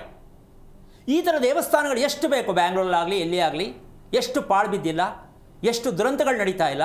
ಯಾಕೆ? ದೇವ್ರು ರಜಾ ತಗೊಂಡಿದ್ದಾರಾ ಅಥವಾ ದೇವ್ರು ಇಲ್ವಾ ಅಲ್ಲಿ? ಈ ಪ್ರಶ್ನೆ ಬರುತ್ತಲ್ಲ. ಹೌದು. ಅರೆ, ದೇವಸ್ಥಾನದಲ್ಲಿ ನಡೆಯುತ್ತೆ ಪೊಲೀಸ್ ಸ್ಟೇಷನ್ ಅಂದರೆ ವಾದ ವಿವಾದ, ಮರ್ಡರ್ ಆಗತ್ತೆ, ಕಳ್ಳತನ ಆಗತ್ತೆ, ಇನ್ನೂ ಏನೇನೋ ಆಗತ್ತೆ, ಹೇಳೋದು ಬೇಡ ಮುಂದಕ್ಕೆ. ಆದರೆ ಯಾಕೆ ಆಗಬೇಕಲ್ಲಿ? ಇದನ್ನು ಪ್ರತಿಯೊಬ್ಬರು ಯೋಚನೆ ಮಾಡಿದ್ರೆ ಶಾಸ್ತ್ರಾಧಾರಿತವಾಗಿ ಹೇಳ್ತಕ್ಕಂತಹ ಯಾವುದೇ ಒಂದು ದೋಷ ಇದೆ ಅನ್ನೋದಕ್ಕೆ ಅರ್ಥವಿಲ್ಲದ ವಿಚಾರ. ಯಾವುದೇ ದೋಷ ಆಗಿರ್ಬೋದು, ಸ್ತ್ರೀ ದೋಷ, ನಾಗದೋಷ, ಪಿತೃದೋಷ ಹೇಳ್ತಾರೆ, ಸರಿ ಫೈನ್. ಅದಕ್ಕೆ ಆಧಾರ ಏನು? ಆಧಾರ ಇಲ್ಲದೆ ನಾವು ತಿಳಿಯೋದು ಎಷ್ಟು ಮಟ್ಟಕ್ಕೆ ಸರಿ? ಅದಕ್ಕೋಸ್ಕರವಾಗಿ ಒಂದು ಸಣ್ಣ ಉದಾಹರಣೆಯನ್ನು ನಾನು ನಿಮ್ಮ ಮುಂದೆ ಕೊಟ್ಟಿದ್ದೀನಿ. ದೇವಸ್ಥಾನ ಅಂತಕ್ಕಂಥದ್ದು ಜನ ಅದ್ಭುತವಾದ ಒಂದು ಎಷ್ಟೋ ಸಂಪ್ರದಾಯದಲ್ಲಿ ಕೆಲವು ಸಂದರ್ಭದಲ್ಲಿ ಟಿಪ್ಪು ತಂದೆ ಹೈದರಾಲಿ ಅವನ ಹತ್ರ ಮಾತಾಡ್ತಿದ್ರಂತೆ, ರಂಗನಾಥ ಹತ್ರ ಮಾತಾಡ್ತಿದ್ರಂತೆ, ಪಗಡೆ ಆಡ್ತಿದ್ರಂತೆ. ಅಂತಹ ದೈವತ್ವ ಇದ್ದಂತಹ ಸ್ಥಾನ ಇವತ್ತು ಯಾವ ಮಟ್ಟಕ್ಕೆ ಹೋಗಿದೆ ಸ್ವಲ್ಪ ಯೋಚನೆ ಮಾಡಬೇಕು. ಯಾಕೆ ಅಂದರೆ ಈ ಥರದ ವಿಚಾರಗಳನ್ನು ನಮ್ಮ ಮೈಸೂರು ಶ್ರೀರಂಗಪಟ್ಟಣಕ್ಕೆ ತುಂಬ ನಿಕಟವಾದ ಸಂಬಂಧ ಇರತಕ್ಕಂಥದ್ದು. ಇದರಲ್ಲಿ ಎಷ್ಟು ರಗಳೆ ಆಗಿ ರಬ್ಬಾಗಿ ಈಗಲೂ ಅಲ್ಲರ್ಧ ನಿಂತಿದೆ. ಅದು ಸರಿ ಹೋಗಿಲ್ಲ, ಇದು ಸರಿ ಹೋಗಿಲ್ಲ. ನಾವು ಇದೆಲ್ಲ ಅನುಭವಿಸ್ತಾ ಇದ್ದೀವಿ ಅಂದರೆ ನಾವು ಕಟ್ತಾ ಇರ್ತಕ್ಕಂಥ ಮನೆಗಳಿಗೆ ಎಷ್ಟು ಮಹತ್ವ ಕೊಡಬೇಕು ಅಂತ ದಯವಿಟ್ಟು ಪ್ರತಿಯೊಬ್ಬರು ಯೋಚನೆ ಮಾಡಿ. ಶೀಟಿನ ಮನೆ ಕಟ್ಟ್ರಿ, ತೊಂದರೆ ಇಲ್ಲ. ಬಿಲ್ಡಿಂಗ್ ಕಟ್ತೀರಾ, ಶೀಟಿನ ಮನೆ ಕಟ್ತೀರಾ, ಮುಖ್ಯ ಅಲ್ಲ. ಆ ಸ್ಥಳದಲ್ಲಿರ್ತಕ್ಕಂತಹ ಪ್ರಕೃತಿಯನ್ನು ನಾವು ಗಮನಿಸಿ, ಗ್ರಹಿಸಿ, ಗುರುತಿಸಿ ನಾವು ಮನೆಯನ್ನು ಕಟ್ಟತಕ್ಕಂತಹ ವಿಚಾರಕ್ಕೆ ಹೋದಾಗ ನಮ್ಮ ಜ್ಞಾನದ ಕಣ್ಣು, ಮೂರನೇ ಕಣ್ಣು ಓಪನ್ ಆಗಲಿಕ್ಕೆ ಅವಕಾಶ ಆಗತ್ತೆ. ಬೇರೆಯವರು ಹೇಳಿದ್ದನ್ನು ಕೇಳುವುದಕ್ಕೆ ನಾವು ದೂರ ಆಗ್ತೀವಿ. ಅವ್ರು ಹೇಳು ಸರಿನಾ ತಪ್ಪಾ ಅನ್ನೋದಕ್ಕಿಂತ ನಾನು ಏನು ತಿಳಿದಿದ್ದೀನಿ ಅಂತಕ್ಕಂಥ ಜ್ಞಾನದ ಕಣ್ಣು ನಮ್ಮಲ್ಲೇ ಬಂದಾಗ ಯಾರೋ ಹೇಳಿದ್ದನ್ನು ಕೇಳೋ ಅವಶ್ಯಕತೆ ಬರಲ್ಲ. ಏನು ಹೇಳ್ತೀಮ್ಮ? ಹೌದಲ್ಲ? ನಾವು ಮಾಡ್ತಿರೋದು ಏನು ಅಂದರೆ ಹೇಳೋದೆಲ್ಲ ಕೇಳ್ಕೊಂಡು ಮಾಡಿ ಮಾಡಿ ಮಾಡಿ ಏನೂ ಸಿಕ್ಕಿಲ್ಲ, ಕೈ ಒದ್ರಕೊಂಡೇ ಕೂತಿದ್ದೀವಿ. ದಿನ ಬೆಳಗಾಯಿತು ಅಂದರೆ ಏನು ಮಾಡೋದು, ಯಾವ ದೇವಸ್ಥಾನಕ್ಕೆ ಹೋಗೋದು, ಯಾವ ಥರ ಶಾಸ್ತ್ರ ಕೇಳೋಕ್ಕೆ ಹೋಗೋದು, ಯಾವ ಡಾಕ್ಟ್ರ್ ಹತ್ರ ಹೋಗೋದು, ಇದೇ ಆಗೋಯ್ತು. ಏನೂ ಇಲ್ಲ. ಇದು ಬೇಕಾ? ಅದಕ್ಕೋಸ್ಕರವಾಗಿ ನಿಮ್ಮ ಮನೆಯ ಮೆಟ್ಟಿಲು ಇವಾಗ ಕರೆ ಮಾಡೋರು ಮೆಟ್ಲಿದ್ದರೆ ಕರೆಕ್ಟ್ ದಿಕ್ಕು ಯಾವ ಕಡೆ ಇದೆ ಅಂತ ಕರೆ ಮಾಡಿ ಹೇಳಿದ್ರೆ ಅದು ತೋರಿಸ್ಕೊಡ್ತೀನಿ ಸರ್ಪದೋಷ ಎಷ್ಟರ ಮಟ್ಟಕ್ಕೆ ಐತೆ ಅಂತ. ಹೋಗಲ್ಲ ರೀ, ಅದು ನೀವೇ ಕಟ್ಟಿರೋದು. ಹಾವು ಅಲ್ಲೇ ಇಟ್ಕೊಂಡಿದ್ದೀರಾ ನೀವೇ, ದೊಡ್ಡದು ಹಾವು ಕಟ್ಟು. ಹಾವು ಅಂದರೆ ಏನು? ಮನೆ ಹೆಂಗೆ ತಿರ್ಕೊಂಡೈತೆ ಮನೆ, ಅದೇ ಸರ್ಪದೋಷ. ತಿರ್ಕೊಂಡಿರ್ತಕ್ಕಂತಹ ವಿಚಾರವನ್ನು ನೀವು ತಿಳ್ಕೊಳ್ಬೇಕಾದ್ರೆ ಇನ್ನೂ ಸುಮಾರು ಕಾಯಬೇಕಾಗತ್ತೆ. ಯಾಕೆ ಅಂದರೆ ಅದನ್ನು ತೋರಿಸ್ಬೇಕಂದ್ರೆ ಸಮಯ ಬೇಕಾಗತ್ತೆ. ತೋರಿಸ್ತೀನಿ ಒಂದಲ್ಲ ಒಂದಿನ. ಭೂಮಿ ನಮಗೆ ಯಾವ ರೀತಿ ತಿರುಕೊಂಡಿದೆ ಅಂತಕ್ಕಂಥ ಲೆಕ್ಕಾಚಾರಕ್ಕೆ ನಾವು ಅದನ್ನು ಗಮನಿಸೇ ಇಲ್ಲ. ಇದು ಪೂರ್ವ, ಇದು ಪಶ್ಚಿಮ, ಇದು ಉತ್ತರ, ದಕ್ಷಿಣ, 4 ಮೂಲೆ ತಿಳ್ಕೊಂಡು ಮನೆ ಕಟ್ತಾ ಇದ್ದೀವಿ. ಅದು ದಿಕ್ಕು ಬಿಟ್ಟು ಹೋಗಿದೆ ಮನೆ ಅಂತ ನಮಗಿನ್ನೂ ಗೊತ್ತಿಲ್ಲ. ಯಾವುದು? ಸೈಟು ದಿಕ್ಕೋಗಿದೆ ಅಂದರೆ ನಾವು ಮನೆ ಕಟ್ಬೋದಾ ಅಂತ ನಾವು ಯೋಚನೆ ಮಾಡಬೇಕು. ಅದಿಲ್ಲ, ನಮ್ಗೆ ಗೊತ್ತೇ ಇಲ್ಲ, ತಿಳ್ಕೊಂಡು ಇಲ್ಲ, ಎಲ್ಲೂ ಇಲ್ಲ ಅದು. ಸೊ ಹೀಗಾಗಿ ನಾವು ಸರ್ಪದೋಷ ಅಂತಕ್ಕಂಥದ್ದಕ್ಕೆ ಅರ್ಥ ಹೇಳಿದ್ದನ್ನು ಕೇಳಿ ನಂಬಿಕೊಂಡು ಮಾಡ್ತಕ್ಕಂಥದ್ದು. ಅದಕ್ಕೆ ಆಧಾರ ಕೊಡಬೇಕು. ಏನು, ಯಾಕೆ ಮಾಡಬೇಕು, ನಾವು ಏನು ಕಾರಣ, ವಾಸದ ಮನೇನಾ ಅಥವಾ ನಾವು ನಡ್ಕೊಳ್ತಾ ಇರ್ತಕ್ಕಂಥ ರೀತಿನಾ, ಈ ಆಧಾರ ಬಿಟ್ಟು ಅವ್ರು ಹೇಳಿದ್ರೆ ಅದು ನಂಬ್ಕೊಳ್ಳಿ. ಸಮಸ್ಯೆ ಇದೆ ಅಂದ ತಕ್ಷಣ ಸುಬ್ರಹ್ಮಣ್ಯಕ್ಕೆ ಹೋಗಿ ಅಂದರೆ ಹೋಗಿ ಬಂದರೆ ಹೋಗ್ತಾಯಿರಿ ಬರ್ತಾಯಿರಿ ಪಿಕ್ನಿಕ್ ಆಗುತ್ತೆ ಹೊರತು ಅದು ನಿಮಗೆ ಮೋಕ್ಷಪ್ರದಾಯಕವಾಗಿರ್ತಕ್ಕಂಥ ವಿಚಾರ ಸಿಕ್ಕಲ್ಲ. ಇದೀಗ ರಾಯಚೂರಿನಿಂದ ಲಕ್ಷ್ಮಿ ಅಂತ ಹೇಳಿ ಕರೆ ಮಾಡಿದ್ದಾರೆ, ಮಾತನಾಡ್ಬಿಡೋಣ. ನಮಸ್ಕಾರ ಲಕ್ಷ್ಮಿ. ನಮಸ್ಕಾರ, ಧ್ವನಿ ಕೇಳಿಸ್ತಿದ್ಯಾ? ಕೇಳಿಸ್ತಾ ಇದೆ ಮೇಡಮ್. ಓಕೆ, ಯಾರ ಬಗ್ಗೆ ಕೇಳಬೇಕಾಗಿತ್ತು ಹೇಳಿ? ನಾವು ನಮ್ಮ ಮಗಳ ಬಗ್ಗೆ ಕೇಳ್ಬೇಕು ಮೇಡಮ್. ನಕ್ಷತ್ರ ತಿಳಿಸಿ. ನಕ್ಷತ್ರ ರೇವತಿ.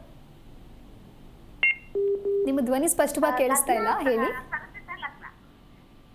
ಓಕೆ, ಗುರು ಹೇಳಿದ್ದಾರೆ, ಮಾತನಾಡಿ. ಹಲೋ ಹಲೋ ಕೇಳಿಸ್ತಾ ಇದೆಯಾ? ಕೇಳಿಸ್ತದೆ ಗುರುಜಿ. ಓಕೆ, ಯಾರು ರೇವತಿ ನಕ್ಷತ್ರ? ನಮ್ಮ ಈಗೇನು ಮಾಡೋದಪ್ಪ, ಆ ಕಡೆ ಒಂದು ಈ ಕಡೆ ಒಂದು. ನಮ್ಮ ಮಗಳ ಗುರುಗಳೇ ರೇವತಿ ನಕ್ಷತ್ರ, ಕರ್ಕಟ ಲಗ್ನ. ಹಾಂ, ತಿಥಿ ಗೊತ್ತಾ? ಹೌದು ಗುರುಗಳೇ. ಏನು ತಿಥಿ? ತಿಥಿ ಚತುರ್ದಶಿ, ಕೃಷ್ಣ ಪಕ್ಷ. ಒಬ್ಬ ನಿಜಕ್ಕೂ ಸಾರ್ಥಕ ಆಯಿತು ಕಣಮ್ಮ. ಇಷ್ಟು ತಡರಿಸಿದ್ರು ಕರೆಕ್ಟಾಗಿ ಹೇಳ್ಬಿಟ್ಟಲ್ಲ ನೀನು. ಒಬ್ಬ ಏನು ಓದಿದ್ಯಾ ತಾಯಿ? ನಾನು ಏನು ಓದಿಲ್ಲ ಗುರುಜಿ. ಭಾರಿ ಒಳ್ಳೇದಾದ, ಅದಕ್ಕೆ ತಿಳ್ಕೊಂಡ್ರೆ ನೀನು ಓದಿರೋದೇ ತಿಳ್ಕೊಳ್ಳಲ್ಲ. ಸುಮ್ಮನೆ ನೋಡ್ಬಿಟ್ಟು ಬಿಸಾಕ್ಬಿಡ್ತಾರೆ ಯಾವಾಗಲೂ ಎತ್ಕೊಳ್ಳೋಣ ಅಂತ. ಯಾಕೆಂದರೆ ಇದೆಲ್ಲ ಗೊತ್ತು ನನಗೆ ಅಂತ. ಓಕೆ, ಈಗ ಮದುವೆಯಾಗಿ ಎಷ್ಟು ವರ್ಷ ಆಯ್ತಮ್ಮ? ನಮ್ಗೆ ಮದುವೆ ಆಗಿ 21 ತುಂಬಿ 22 ನಡೀತಾ ಇತ್ತ ಗುರುಜಿ. ಮಗನಿಗೆ ಎಷ್ಟು ವಯಸ್ಸು? ಯಜಮಾನ್ರ ಹೆಸರು ಶಂಕರಪ್ಪ. ಮಗನಿಗೆ ವಯಸ್ಸೆಷ್ಟು? ಮಗ ಅಲ್ಲ ಗುರುಜಿ, ಹೆಣ್ಮಗಳು. ಎಷ್ಟು ವಯಸ್ಸು ಅವಳಿಗೆ? ಇವಾಗ 15 ತುಂಬಿ 16 ಬಿದ್ದೈತೆ ಗುರುಜಿ. ಏನು ಹೆಸರು? ಹೆಸರು ಗಂಗೋತ್ರಿ ಅಂತ. ಇದೆಲ್ಲಿಂದ ಹಿಡ್ಕೊಂಬಂದ್ರಿ ಇದು ಗಂಗೋತ್ರಿನ? ಯಾಕೆ ಗಂಗೋತ್ರಿ ಆಯಿತು? ಗೊತ್ತಿಲ್ಲ ಗುರುಜಿ, ನೋಡಿ. ನಿಮ್ಮ ಮಗಳು ತಾನೇ? ನಮ್ಮ ಮಗಳ ಗುರುಜಿ. ಮತ್ತೆ ಎಲ್ಲಿಂದ ಅಂದರೆ ಗೊತ್ತಿಲ್ಲ ಅಂದರೆ ಏನರ್ಥ? ಇನ್ಯಾರು ಕಟ್ಟೋದು? ಪಕ್ಕದ ಮನೆಯವ್ರು ಬಂದು ಕಟ್ಟಿದ್ರಮ್ಮ? ಹೆಂಗಮ್ಮ ಇದು ಹೇಳ್ತೀಯ ಈ ಮಾತನ್ನ? ನಿಮ್ಮ ಮಗಳು ಹೆಸರಿಟ್ಟದ್ದು ಹೆಂಗೆ ಅಂತ ಕೇಳಿದ್ರೆ ಗೊತ್ತಿಲ್ಲ ಅಂದರೆ ಯಾರು ಇನ್ಯಾರು ಇಟ್ಟರು? ನಾವೇ ಗುರುಜಿ, ತಪ್ಪಾಗ್ಯದ ಗುರುಜಿ. ಇದು ಹೆಸರು ಏನಾದರೂ ಬದಲಾವಣೆ ಮಾಡ್ಬೇಕಂತ.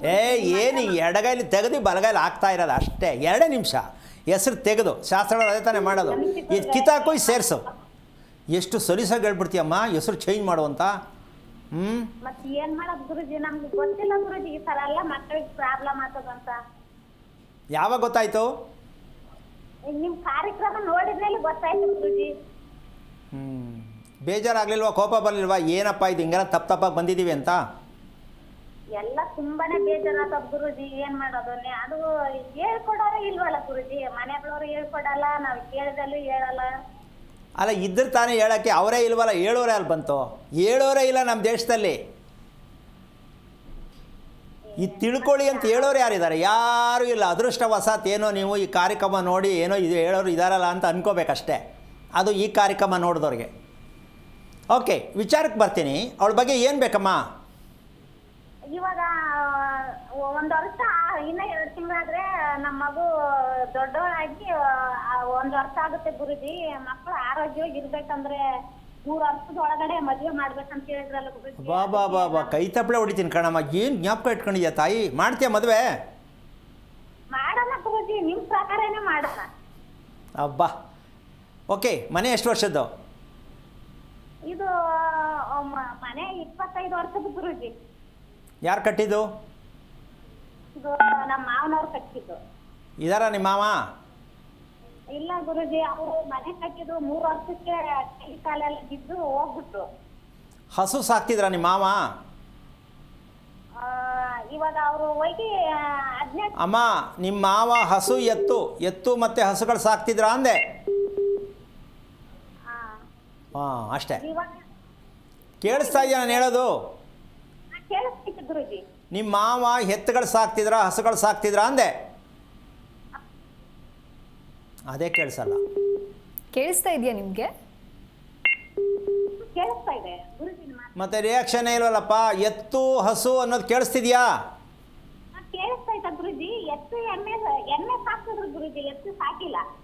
ಹಸು ಹಸು ಸಾಕಿಲ್ಲ ಗುರುಜಿ. ಅವ್ರಿಗೆ ಆಸ್ತಿನೇ ಇಲ್ಲ ಗುರುಜಿ. ದುಡ್ಕೋಬೇಕು, ಊಟ ಮಾಡ್ಬೇಕು. ಓಕೆ. ಮನೇಲಿ ನಾಯಿ ಇದೆಯಾ? ಇಲ್ಲ ಗುರುಜಿ, ನಾಯಿ ಸಾಕಿಲ್ಲ. ಓಕೆ. ನಿಮ್ಮ ಮಗಳು ಹುಟ್ಟಿದ ಮೇಲೆ ಅಮ್ಮ, ಹಾ ನಿಮ್ಮ ಮಗಳಿಗೆ 7 ವರ್ಷ ಆಗೋದ್ರ ಒಳಗಡೆ, ನಿಮ್ಮ ಮಗಳು ಹುಟ್ಟಿದ ದಿನದಿಂದ 7 ವರ್ಷದ ಒಳಗಡೆ ಹೌದ್. ಕಾರಣ ಇಲ್ಲದೆ ಯಾರು ನಿಮ್ಮ ಗಂಡನ ಮನೆಯಲ್ಲಿ ನಿಮ್ಮ ಅಪ್ಪನ ಮನೆಯಲ್ಲಿ ಕಾರಣ ಇಲ್ಲದೆ ಸತ್ತಿದ್ದು ಎಷ್ಟು ಜನ ನೆನಪಿರ್ಬೋದು ನಿನಗೆ? ಕಾರಣ ಇಲ್ಲದೆ. ನಮ್ಮ ಅತ್ತೆಯವರು ಇಬ್ರು ಸತ್ರು ಸರ್. ಕಾರಣ ಇಲ್ಲದೆ ಸತ್ತಿದ್ದು. ಕಾರಣ ಇಲ್ಲದೆ ಸತ್ರು, ಇಬ್ರು ಸತ್ರು. ಈಗ ಯಾಕೆ ಹಿಂಗಾಯ್ತು ಅಂತ ಅನ್ನಿಸ್ತಿಲ್ವಾ ನಿಮಗೆ? ಅವ್ರಿಗೆ ಸಾವು ಬಂತು ಸತ್ತು ಅಂತಾರೆ ಗುರುಜಿ, ಏನ್ ಮಾಡೋದು? ಸಾವು ಬಂದಮೇಲೆ ಸಾಯೋದು, ಸುಮ್ಮನೆ ಹೆಂಗೆ ಸಾಯ್ತಾರೆ? ಓಕೆ. ಹಂಗೆ ಹೇಳ್ತಾರೆ ಗುರುಜಿ ಹಿರಿಯವ್ರಿಗೆ. ಅಂದ್ರೆ ಅಷ್ಟೇನಾ? ಎರಡೇನಾ? ಅದು ಎರಡೇ ಗುರುಜಿ. ಇರಲಿ. ಯಾಕೆ ಇದನ್ನು ಕೇಳಿದೆ ನಾನು ಅಂದರೆ, ಚತುರ್ದಶಿ ಕೃಷ್ಣ ಪಕ್ಷದಲ್ಲಿ ನಿಮ್ಮ ಮಗಳು ಹುಟ್ಟಿರೋದು. ಹೌದು ಗುರುಜಿ. ಈಗ ಈ ಹುಡುಗಿಗೆ ಮದುವೆ ಮಾಡೋದಾ? ಈಗ ಪ್ರಶ್ನೆ ಹಾಕ್ಕೊಳ್ಳಿ. ಅಮಾವಾಸ್ಯೆಯಲ್ಲಿ ಮಗು ಬಂದಿದೆ, ಚತುರ್ದಶಿ ತಿಥಿಯಲ್ಲಿ ಕೃಷ್ಣ ಪಕ್ಷದಲ್ಲಿ ಬಂದಿದೆ. ಹೌದು ಗುರುಜಿ. ಅಮಾವಾಸ್ಯೆ ಹೋದ 3 ದಿನಕ್ಕೆ ಹುಟ್ಟಿದ್ದಾಳೆ. ಕೇಳಿಸ್ಕೊಮ್ಮ, ಹೇಳ್ತೀನಿ ಕೇಳಿಸ್ಕೊಮ್ಮ. ಇದಕ್ಕೆ ದಕ್ಷಿಣ ಯಾತ್ರೆಯ ಕುಟುಂಬ ಅಂತಾರೆ. ಏನು ದಕ್ಷಿಣ ಯಾತ್ರೆ ಅಂದರೆ? ಶವ ಹೋಗೋ ದಿಕ್ಕು ಹೋಗ್ತದೆ ಇದು ಅಂತ. ಅಂದರೆ ಈ ಮಗು ಎಲ್ಲಿ ಪ್ರೆಸೆಂಟ್ ಉತ್ಪತ್ತಿ ಆಗತ್ತೆ, ಎರಡೂ ಕುಟುಂಬಗಳಲ್ಲಿ ಅಯ್ಯೋ ಚೆನ್ನಾಗಿದ್ದು ಇವರೇ ಸತ್ರು, ಅಲ್ಲಿಂದ ತಿಥಿ ಮುಗಿದ್ರೆ ಇನ್ನೊಬ್ರು ಸಾಯ್ತಾರೆ, ವರ್ಷ ತುಂಬಲ್ಲ ಇನ್ನೊಬ್ರು ಸಾಯ್ತಾರೆ, ಹಿಂಗೆ ದುರಂತವಾಗಿ ಸಾಯ್ತಾನೆ ಇರ್ತಾರೆ ಹೊರ್ತು ಅರೆ ನಮ್ಮ ಮನೇಲಿ ಮಗು ಹುಟ್ಟೋದ ಮೇಲೆ ಈ ಸಾವುಗಳು ಏನಕ್ಕಾಗ್ತಾ ಇದೆ ಅಂತ ಪ್ರಜ್ಞೆನೇ ಇಲ್ಲ. 7 ವರ್ಷದ ಒಳಗಡೆ ಕೊನೆ ಪಕ್ಷ 5ರಿಂದ 8 ಜನ ಸಾಯ್ತಾರೆ 7 ವರ್ಷದೊಳಗಡೆ. ಕಾರಣ ಇಲ್ಲದೆ ಸಾಯ್ತಾರೆ. ಸೊ ಆದರೂ ನಾವು ತಿಳ್ಕೊಂಡಿಲ್ಲ ಅಮಾವಾಸ್ಯೆ ಹುಟ್ಟಿದ್ದು ಸರಿನಾ ತಪ್ಪ ಅಂತ. ಈಗ ಈ ಹುಡುಗಿಗೆ ಮದುವೆ ಮಾಡಬೇಕು, ಮುಂದೆ ಚೆನ್ನಾಗಿರಬೇಕು ಅಂತ ಅಮ್ಮ ಹೇಳುತ್ತೆ. ಅಮಾವಾಸ್ಯೆಯಲ್ಲಿ ಹುಟ್ಟಿದ ಹೆಣ್ಣನ್ನು ಈಗ ಮನೆಯಿಂದ ಆಚೆ ಹಾಕೋಕ್ಕಾಗತ್ತಾ? ಆಗಲ್ಲ. ಅಥವಾ ಇದನ್ನು ರಿಪೇರಿ ಮಾಡೋಕ್ಕಾಗತ್ತಾ? ಸರ್ಪದೋಷ ಮಾಡೋಣ, ಕಾಶಿಗೆ ಕಳಿಸ್ಬಿಟ್ಟು ಸ್ನಾನ ಮಾಡಿಸೋಣ, ದತ್ತು ತೊಗೊಂಬಿಡೋಣ, ತುಲಾಭಾರ ಮಾಡೋಣ, ದಿನಾ ಸೂರ್ಯ ನಮಸ್ಕಾರ ಮಾಡಿಸೋಣ, ಆಗತ್ತಾ? ಇದು ಯಾವುದೂ ಅದಕ್ಕೆ ಅಲ್ಲವೇ ಅಲ್ಲ, ಅದಕ್ಕೆ ಸಂಬಂಧನೇ ಅಲ್ಲ. ಹಾಗಿರಬೇಕಾದ್ರೆ ಒಳ್ಳೆಯದು ಕೆಟ್ಟದ್ದು ಅಂತ ನಾವು ತಿಳ್ಕೊಳ್ತೀವಲ್ಲ, ಸ್ವಲ್ಪ ಯೋಚನೆ ಮಾಡಿ. ಏನು ಮಾಡೋಕ್ಕಾಗತ್ತೆ? ಅರ್ಧ ರಾತ್ರಿ ಹುಟ್ಟಿದ್ರೆ ಆಚೆ ತಳ್ಳೋಕ್ಕಾಗತ್ತಾ? ಅಮಾವಾಸ್ಯೆ ಹುಟ್ಟಿದ್ರೆ ಆಚೆ ತಳ್ಳೋಕ್ಕಾಗತ್ತಾ? ಮಂಗಳವಾರ ಹುಟ್ಟಿದ್ರೆ ಆಚೆ ತಳ್ಳೋಕ್ಕಾಗತ್ತಾ? ಹುಡುಗಿ ಪ್ರಥಮ ಋತು ಆಗುತ್ತೆ, ಪ್ರಥಮವಾಗಿ ಆಗ್ತಕ್ಕಂತಹ ಪುಷ್ಪವತಿ ಆಗ್ತಾಳೆ. ಆವಾಗ ಶನಿವಾರ ಆದರೆ ಆಚೆ ಕಳ್ಸೋಕ್ಕಾಗತ್ತಾ? ಸೋಮವಾರ ಆದರೆ ಆಚೆ ಕಳ್ಸೋಕ್ಕಾಗತ್ತಾ? ಮನೆ ಬಿಟ್ಟು ಹೊರಗಡೆ ಹೋದರೆ ಅಂದರೆ ಹೊರಗಡೆ ಕಳ್ಸೋಕ್ಕಾಗತ್ತಾ? ಸೊ ಇದು ನಮ್ಮ ಪಾಪದ ಕೊಡ, ನಮ್ಮ ದಡ್ಡತನ, ನಮ್ಮ ಅಜ್ಞಾನತ್ವ. ಯಾರೋ ಹೇಳಿದ್ದನ್ನು ಕೇಳ್ಕೊಂಡು ಬದುಕ್ತಾ ಇದ್ದೀವಲ್ಲ, ಅದಕ್ಕೆ ಇವೆಲ್ಲನೂ ಭಗವಂತ ಕೊಡ್ತಾ ಇದ್ದಾನೆ. ಕಲಿಯುಗದ ಸಂಕಲ್ಪ ಏನು ಅಂತ ಒಟ್ಟಾರೆ ಹೇಳಿಬಿಡ್ತೀನಿ. ಈಗ ನಡೀತಾ ಇರೋದು ಕಲಿಯುಗ. ಈ ಕಲಿಯುಗದ ಮಹತ್ವ ಏನು ಅಂತಂದರೆ, ಪಾಪಗಳನ್ನು ತೊಳ್ಕೊಳ್ಳುವುದಕ್ಕೆ ಈ ಕಲಿಯುಗ ಪ್ರಾರಂಭ. ಪ್ರತಿ ಮನುಷ್ಯ ಮಾಡಿದ ಕರ್ಮಗಳು ಉಸಿರಾಟದಿಂದ ಹಿಡಿದು ಸಾಯೋವರೆಗೂ ಕರ್ಮನೇ. ಈ ಕಲಿಯುಗದಲ್ಲಿ ಅದಕ್ಕೋಸ್ಕರ ಎಲ್ಲವೂ ತದ್ವಿರುದ್ಧವಾಗಿ ಕಾಣಿಸ್ತಾ ಇದೆ. ಕೇಳದೇ ಇರೋದು, ನೋಡದೇ ಇರೋದು, ಮಾಡಬಾರ್ದೇ ಇರೋದು, ಇದೆಲ್ಲ ಏನಕ್ಕಾಗ್ತಾ ಇದೆ ಅಂದರೆ, ಎಲ್ಲ ಈಗಲೇ ಓಪನ್ ಬಂದ್ಬಿಡಬೇಕು, ಇದನ್ನೆಲ್ಲ ಕ್ಲೀನ್ ಮಾಡ್ಕೋಬೇಕು. ಇದಾದ ಮೇಲೆ ಬರುತ್ತೆ ಸತ್ಯಯುಗ. ಅಲ್ಲಿಗೆ ಈ ಯುಗ ಏನಾಗುತ್ತೆ, ನಮ್ಮ ದೇಶ ಏನಾಗುತ್ತೆ ಗೊತ್ತಿಲ್ಲ. ಕಾರಣ ನಾವು ನಿಂತಿರೋದು ಒಂದೇ ಕಾಲು. ಅದಕ್ಕೆ ಯಾರೂ ನಂಬಲ್ಲ, ಏನನ್ನು ಕೇಳಲ್ಲ, ಯಾರೂ ಅರ್ಥ ಮಾಡ್ಕೊಳ್ಳಲ್ಲ. ನಾವಿರೋದು ಭಗವಂತ ಕೊಟ್ಟಿರೋ 2 ಕಾಲಲ್ಲ, ಒಂದೇ ಕಾಲಲ್ಲಿ ನಿಂತಿರೋದು ನಾವು. ಯಾಕೆ ಅಂದರೆ ನಾವು ಸರಿನಾ, ಹೇಳೋರು ಸರಿನಾ? ಈಗ ಒಂದು ಕಾಲ ಆಗಲಿಲ್ವ ಈಗ? ಹೌದಲ್ಲ? ಹಾಗಾಗಿ ನೀನು ಫಸ್ಟು ಪ್ರಥಮ ಋತುವಾಗಿದ್ದು ಅಂತಕ್ಕಂಥ ವಿಚಾರಕ್ಕಿಂತ ಹೆಚ್ಚಾಗಿ ಅಮಾವಾಸ್ಯೆಯಲ್ಲಿ ಹುಟ್ಟುವುದಕ್ಕೆ ಕಾರಣ ನನ್ನ ಗಂಡನ ಮನೆ ಏನಾಗಿದೆ, ಏನು ಮಾಡ್ತಿದ್ದಾರೆ, ಏನು ಮಾಡಬೇಕಿತ್ತು, ನನ್ನ ತಂದೆಯ ಮನೆ ಏನಾಗಿದೆ, ನಿಮ್ಮಪ್ಪ ಹೋಗಿದ್ದನ್ನು ಸ್ವಲ್ಪ ನೀವು ಜ್ಞಾಪಕ ಮಾಡ್ಕೊಳ್ಳಮ್ಮ, ಯಾವ ರೀತಿಯ ಸಾವಾಯಿತು, ಎಷ್ಟು ಬೇಜಾರಾಯಿತು, ಹೌದಾ ಅಲ್ವಮ್ಮ? ಹೌದು ಗುರುಜಿ, ಅವ್ರು ಊಟ ಮಾಡ್ಲಾರ್ದ ಹಂಗೆ ಪ್ರಾಣ ಬಿಟ್ಟರು. ನೀವು ಯೋಚನೆ ಮಾಡಬೇಕಲ್ವ, ಈ ರೀತಿ ಸಾವು ನಮ್ಮ ಕುಟುಂಬದಲ್ಲಿ ಸತ್ತಿದೆ ಅಂದರೆ ಅದನ್ನು ತಿಳ್ಕೊಳ್ಳೋದೇ ನಿಜವಾದ ಸರ್ಪದೋಷ. ಯಾವುದೇ ವಂಶದಲ್ಲಿ, ಯಾವುದೇ ಒಂದು ಸಂಸಾರದಲ್ಲಿ ನಡೀತಾ ಇರತಕ್ಕಂಥ ವಿಚಾರಗಳಲ್ಲಿ ಸಾವು ಅಂತಕ್ಕಂಥದ್ದು, ಹುಟ್ಟು ಸಾವು ಅಂತಕ್ಕಂಥದ್ದು ಇದಕ್ಕೆ ಭಗವಂತ ಸಂಕಲ್ಪ ಮಾಡಿರೋದು. ಇದ್ರ ಸತ್ಯ ತಿಳ್ಕೊಳ್ಳಿ. ಮಗು ಹುಟ್ಟುತ್ತಾ ಅದರ ಮೂಲ ಏನು ತಿಳಿರಿ, ವ್ಯಕ್ತಿ ಸತ್ತನಾ, ಸತ್ಯದ ದಿನದಿಂದ ಮುಂದಕ್ಕೇನು ಅಂತ ತಿಳ್ಕೊಳ್ಳಿ. ಇದು ಎರಡು ತಿಳ್ಕೊಳ್ತಕ್ಕಂಥದ್ದೇ ಅತಿ ಮುಖ್ಯವಾದ ವಿಚಾರ. ನಾವು ಇವೆರಡು ತಿಳಿತಾ ಇಲ್ಲ. ಹುಟ್ಟಿದ್ದು ಬಿಟ್ಟಿದ್ದೀವಿ, ಸತ್ತಿದ್ದು ಬಿಟ್ಟಿದ್ದೀವಿ, ಮಧ್ಯದಲ್ಲಿ ನಿಂತಿದ್ದೀವಿ ನಾವು. ಇದು ಸರಿನಾ, ಇದು ತಪ್ಪ, ಇದು ಒಳ್ಳೆಯದಾ, ಇದು ಕೆಟ್ಟದ್ದಾ, ಇದು ಲಾಭನಾ, ಇದು ನಷ್ಟನಾ, ಈ ಥರ ಅನುಭವಿಸ್ತಾ ಇದ್ದೀವಲ್ಲ. ಇದಕ್ಕಿನ್ನ ದೋಷ ಇನ್ನೊಂದು ಬೇಕಾ ಯೋಚನೆ ಮಾಡಿ. ಇದಕ್ಕೆ ಪೂಜೆ ಆಗಲಿ, ಪುನಸ್ಕಾರ ಆಗಲಿ, ಧರ್ಮ ಆಗಲಿ ಏನು ವರ್ಕ್ ಆಗಲ್ಲ. ನಾವು ತಿಳಿಲೇಬೇಕು. ಇದನ್ನು ನೀನು ಮಾಡೋಕ್ಕೆ ಪ್ರಯತ್ನ ಮಾಡ್ತೀಯನಮ್ಮ, ತಿಳ್ಕೊಳ್ಳೋಕ್ಕೆ. ಅಮಾವಾಸ್ಯೆ ಚತುರ್ದಶಿ ಏನಕ್ಕೆ ಬಂತು ತಿಳ್ಕೊಬೇಕಾ ಬೇಡವಾ ನೀನು? ತಿಳ್ಕೊಬೇಕು ಗುರುಗಳೇ. ಫಸ್ಟು ಅದನ್ನು ಮಾಡು, ಆ ಕೆಲಸ ಮಾಡು. ಯಾವುದೇ ಕಾರಣಕ್ಕಾಗ್ಲೂ ಅದು ಆ ಕೆಲಸ ಮಾಡಬೇಕು. ಆದರೆ ನೀನು ಅದು ಕೇಳೋಕ್ಕೆ ತಿಳ್ಕೊಳ್ಳೋಕ್ಕೆ ಸ್ವಲ್ಪ ಕಷ್ಟ ಆಗ್ಬೋದು. ಅಮಾವಾಸ್ಯೆ ದಿನವೇ ನದಿ ಸ್ನಾನ ಮಾಡಿ ಶಿವನಿಗೆ ಅಭಿಷೇಕ ಮಾಡಿಸಿ ಆಮೇಲೆ ನೀನು ಬರೋದಕ್ಕೆ ತಿಳ್ಕೊಳ್ಳೋಕೆ ಪ್ರಯತ್ನ ಮಾಡಬಹುದೇನೋ. ಇಲ್ಲ ಅಂದರೆ ಜಾಗ ಸಿಕ್ಕಲ್ಲ, ಬರೋಕ್ಕಾಗಲ್ಲ, ಮುಂದಕ್ಕೆ ಹೋಗುತ್ತೆ, ನೀ ಹಿಂಗೆ ಅನುಭವಿಸ್ಬೇಕಾಗತ್ತೆ. ತಿಳ್ಕೊಳ್ಳೋದಕ್ಕೆ ಪ್ರಯತ್ನ ಮಾಡು. ಆ ಮಗುವಿಗೆ ಪೂರ್ಣವಾಗಿರ್ತಕ್ಕಂಥ ಅಮಾವಾಸ್ಯ ಸೂತಕವನ್ನು ಇಡೀ ನಿಮ್ಮ ಕುಟುಂಬದಲ್ಲಿರ್ತಕ್ಕಂಥ ಸಮಸ್ಯೆಯನ್ನು ಕ್ಲೀನ್ ಮಾಡಿದ್ರೆ ನೀನೇನು ನಿಮ್ಮ ಮಗಳ ಬಗ್ಗೆ ಏನೂ ಮಾಡಬೇಕಾಗಿಲ್ಲ. ತಿಳ್ಕೊಂಡ್ರೆ ಸಾಕು. ಪ್ರಯತ್ನ ಮಾಡು ತಾಯಿ, ಒಳ್ಳೆಯದಾಗಲಿ. ಓಕೆ, ಧನ್ಯವಾದಗಳು ಕರೆ ಮಾಡಿದ್ದಕ್ಕಾಗಿ. ಗುರುಜಿ ತಿಳಿಸ್ಕೊಡ್ತಾ ಇದ್ರಿ, ಆಧುನಿಕ ಶೈಲಿ ಅನ್ನೋದಕ್ಕೆ ನಾವು ಮಾರು ಹೋಗಿ ಯಾವ ರೀತಿಯಾದ ಮನೆಯನ್ನು ನಿರ್ಮಾಣ ಮಾಡ್ತಾ ಇದ್ದೇವೆ, ಅಂತಹ ಮನೆಯಲ್ಲಿ ವಾಸಿಸ್ತಾ ಇರೋದ್ರಿಂದ ಅನಾರೋಗ್ಯ ನಮ್ಮನ್ನು ಹೇಗೆ ಕಾಡ್ತಾ ಇದೆ ಅಂತ ಹೇಳಿ. ಹಾಗಾಗಿ ಯಾವ ರೀತಿಯಾದಂತಹ ವಿನ್ಯಾಸದಲ್ಲಿ ನಮ್ಮ ಮನೆಗಳಿರಬೇಕು ಮುಂದುವರಿಸ್ತಾ ಹೋಗೋದಾದರೆ, ಈಗ ನಮಗೆ ವಿಚಾರ ಏನಂತಂದರೆ, ಸಾಮಾನ್ಯವಾಗಿ ನಾವು ಇದನ್ನು ಅರ್ಥ ಮಾಡ್ಕೊಳ್ತಕ್ಕಂತಹ ಒಂದು ವಿಚಾರಕ್ಕೆ ನಾವು ಹೋಗಬೇಕಾಗತ್ತೆ. ನಾವು ಅರ್ಥ ಮಾಡ್ಕೋಬೇಕು. ಯಾರೋ ಹೇಳಿದ ಸೆಕೆಂಡ್ರಿ. ಈಗ ಮಗು ಸ್ಕೂಲಿಗೆ ಕಳಿಸ್ತೀರಾ, ಅಲ್ಲ ಅವ್ರು ಹೇಳ್ಕೊಡ್ತಾರೆ ಗುರುಗಳು. ಫ್ರೆಂಡ್ಸ್ ಇರ್ತಾರೆ, ಫ್ರೆಂಡ್ಸ್ ಆಗ್ತಾರೆ, ಆ ಮಕ್ಕಳು ಹೇಳ್ಕೊಡ್ತಾರೆ. ಅಲ್ಲಿಂದ ಮನೆಗೆ ಬರ್ತದೆ ಮಗು, ತಂದೆ ತಾಯಿ ಹೇಳ್ಕೊಡ್ತಾರೆ. ಆಮೇಲೆ ಟಿ ವಿ ನೋಡುತ್ತೆ, ಮೊಬೈಲ್ ನೋಡುತ್ತೆ. ಇದೆಲ್ಲವೂ ಮಗುನ ಯಾವುದನ್ನು ಹರಿಸ್ಕೊಳ್ಳೋದು? ಹೆಂಗೆ ನೆಮ್ಮದಿಯಾಗಿ ಮಗು ಬದುಕುತ್ತೆ? ಮಗು ಬೇಡ, ನೀವೇ ದೊಡ್ಡವರೇ ಆಗಲಿ, ಸಾಧ್ಯನಾ? ಇಲ್ಲ, ನೆಮ್ಮದಿ ಅಲ್ಲ, ಏನೇನೂ ಸಿಕ್ಕಲ್ಲ. ಯಾವ ಸರಿ ಯಾವ ತಪ್ಪು, ಈ ದ್ವಂದ್ವ ಸ್ಥಿತಿ ನಮ್ಮ ಪೂರ್ಣವಾಗಿರ್ತಕ್ಕಂಥ ಅನಾರೋಗ್ಯಕ್ಕೆ ಮೊದಲನೇ ಕಾರಣ. ಕಾರಣ ಏನಂದರೆ, ತುಂಬ ಸರಳವಾಗಿ ಹೇಳಬೇಕು ಅಂತಂದರೆ, ನಾವು ಎಂಥ ಅಪರಾಧ ಮಾಡ್ತಾಯಿದ್ದೀವಿ ಅಂತಕ್ಕಂಥ ವಿಚಾರಕ್ಕೆ ಬಂದರೆ, ನಮ್ಮ ತಲೆ ಅಂತಕ್ಕಂಥ ವಿಷಯಕ್ಕೆ ಬಂದು ನಾವು ಯೋಚನೆಯನ್ನು ನಿಲ್ಲಿಸಬೇಕು ಅಂತಕ್ಕಂಥದ್ದು ಶಾಸ್ತ್ರ ಸಂಪ್ರದಾಯದ ಇರ್ತಕ್ಕಂಥ ಸಂಕಲ್ಪ. ಯಾವುದು ನಿಲ್ಲಿಸಬೇಕು? ಯೋಚನೆಯನ್ನು ನಿಲ್ಲಿಸಬೇಕು. ನಿಲ್ಲಿಸಿದ ಮೇಲೆ ಯಾವ ಶುರು ಮಾಡಬೇಕು ಅಂದರೆ, ಹೃದಯವನ್ನು ಗಮನಿಸುವುದನ್ನು ಶುರು ಮಾಡಬೇಕು. ರೋಗ ಬರಲ್ಲ. ನಮಗೆ ಹೃದಯ ಇದೆ ಅನ್ನೋದೇ ಜ್ಞಾಪಕ ಇಲ್ಲ. ಯಾವಾಗಾದ್ರೂ ಜಾಸ್ತಿ ಹಾರ್ಟ್ ಬೀಟ್ ಜಾಸ್ತಿ ಆದಾಗ ಎಡಗೈಲಿ ಒಂದ್ಸಲ ಸವರ್ಕೋತಾರೆ, ಯಾಕೋ ಜಾಸ್ತಿ ಆಯ್ತಾಯ್ತಲ್ಲ ಅಂತ. ಅಲ್ಲಿವರೆಗೂ ಹೃದಯ ಇದೆ ಅನ್ನೋದು ಗೊತ್ತಿಲ್ಲ. ಈ ಪ್ರಜ್ಞಾಸ್ಥಿತಿ ಹೊರಟೋಗಿದೆ ನಮಗೆ. ಯಾಕೆ? ಯೋಚನೆ. ಈ ಯೋಚನೆಗೆ ನಮ್ಗೆ ಆಗ್ತಾ ಇರ್ತಕ್ಕಂತಹ ವಿಚಾರ, ತಲೆಯ ಹಿಂಭಾಗದಲ್ಲಿರ್ತಕ್ಕಂತಹ ಹಿಮ್ಮೆದುಳು ಅಂತ ಹೇಳ್ತಾರೆ, ಹಿಂದುಗಡೆ ಇರ್ತಕ್ಕಂಥ ಮೆದುಳು. ಆ ಮೆದುಳಿಗೆ ಬೇಕಾಗಿರ್ತಕ್ಕಂಥದ್ದು ಕೆಲಸ ಮಾಡೋದಕ್ಕೆ, ಮುಂದೆ ಪಾಸಾಗೋದಕ್ಕೆ ಹಿಂದಿನ ಮನೆಯ ಹಿಂಬಾಗಿಲು ಬೇಕು. ಯಾವ್ದು ಬೇಕು? ಹಿಂಬಾಗಿಲು ಬೇಕು. ಹಿಂದಿನ ಬಾಗಿಲು, ಬ್ಯಾಕ್ ಡೋರ್. ಈಗ ಎಲ್ಲಿದೆ ನಮ್ಮ ಮನೆಗಳಲ್ಲಿ? 1,000 ಮನೆ ಕಟ್ಟಿದ್ರು ಈ ಥರ ಹಿಂಬಾಗಿಲು ಇಟ್ಟಿಲ್ಲ. ಎಲ್ಲೋ ಇಟ್ಕೊಂಡಿರ್ಬೋದು ಮೂಲೆಯಲ್ಲಿ ಅಷ್ಟೇ. ಆದರೆ ನಮ್ಮ ಮೆದುಳು ಕೆಲಸ ಮಾಡಬೇಕು ಅಂತಕ್ಕಂಥದ್ದು ನಮಗೆ ಬಯಕೆ ಇದೆಯಾ ಇಲ್ವಮ್ಮ? ಇದೆ. ಮೆದುಳು ಅನ್ನೋದು ಗೊತ್ತು, ಮನಸ್ಸು ಅನ್ನೋದು ಗೊತ್ತು, ಆರೋಗ್ಯ ಅನ್ನೋದು ಗೊತ್ತು, ಜ್ಞಾಪಕ ಬರಲ್ಲ ಅನ್ನೋದು ಗೊತ್ತು. ಆದರೆ ಏನಕ್ಕೆ ನಡೀತಾ ಇದೆ ಅಂತಕ್ಕಂಥ ಪ್ರಜ್ಞಾಸ್ಥಿತಿ ನಮಗೆ ಬೇಕಂದರೆ, ನಿಮ್ಮ ಮೆದುಳಿಗೆ ಕನೆಕ್ಟಿವಿಟಿ ಏನು ಕೊಡಬೇಕು ಅಂದರೆ, ಗಾಳಿ ಮತ್ತು ಬೆಳಕಿನಲ್ಲಿ ಉತ್ಪತ್ತಿಯಾಗ್ತಕ್ಕಂತಹ ತರಂಗಗಳು, ಗಾಳಿ ಮತ್ತು ಬೆಳಕು, ಇದರ ನಡುವೆ ಉತ್ಪತ್ತಿಯಾಗೋ ನೀರು, ಈ ಅಂಶ ಮನೆಯಲ್ಲಿ 3 ಭಾಗದವಾಗಿ ನಾವು ವಿಂಗಡಿಸ್ಕೋಬೇಕಾಗತ್ತೆ. ಒಂದು ಮುಂಬಾಗಿಲು, ಇನ್ನೊಂದು ಹಿಂಬಾಗಿಲು, ಬಾಗಿಲು. ಇನ್ನೊಂದು ಇದರ ಮಧ್ಯದಲ್ಲಿ ಇರತಕ್ಕಂತಹ ಭಾಗ ನಾವು ತಿಳ್ಕೊಬೇಕಾಗಿರ್ತಕ್ಕಂಥದ್ದು ನಮ್ಮ ತಲೆಯ ಮಧ್ಯಭಾಗ ಅಂತ ಹೇಳಿದೆ. ಅದೇ ರೀತಿ ನಮ್ಮ ಮನೆಯ ಮಧ್ಯಭಾಗ, ನಮ್ಮ ತಲೆಯ ಮಧ್ಯಭಾಗ, ನಮ್ಮ ಮನೆಯ ಮಧ್ಯಭಾಗ ಖಾಲಿ ಇದೆಯಾ ನೋಡ್ಕೊಳ್ಳಿ. ನೀವು ಯಾರು ಕಾರ್ಯಕ್ರಮವನ್ನು ವೀಕ್ಷಣೆ ಮಾಡ್ತಾ ಇದ್ದೀರಿ, ಟೇಪ್ ಹಿಡಿದು ಲೆಕ್ಕ ಹಾಕಿ. ನಿಮ್ಮ ಮನೆಯ ಮಧ್ಯಭಾಗ ಖಾಲಿ ಇದೆಯಾ, ಕಂಬ ಇದೆಯಾ, ಗೋಡೆ ಇದೆಯಾ, ದೇವ್ರ ಮನೆ ಇದೆಯಾ, ಅಡುಗೆ ಮನೆ ಗೋಡೆ ಇದೆಯಾ, ಬೆಡ್ರೂಮ್ ಗೋಡೆ ಇದೆಯಾ ನೋಡ್ಕೊಳ್ಳಿ.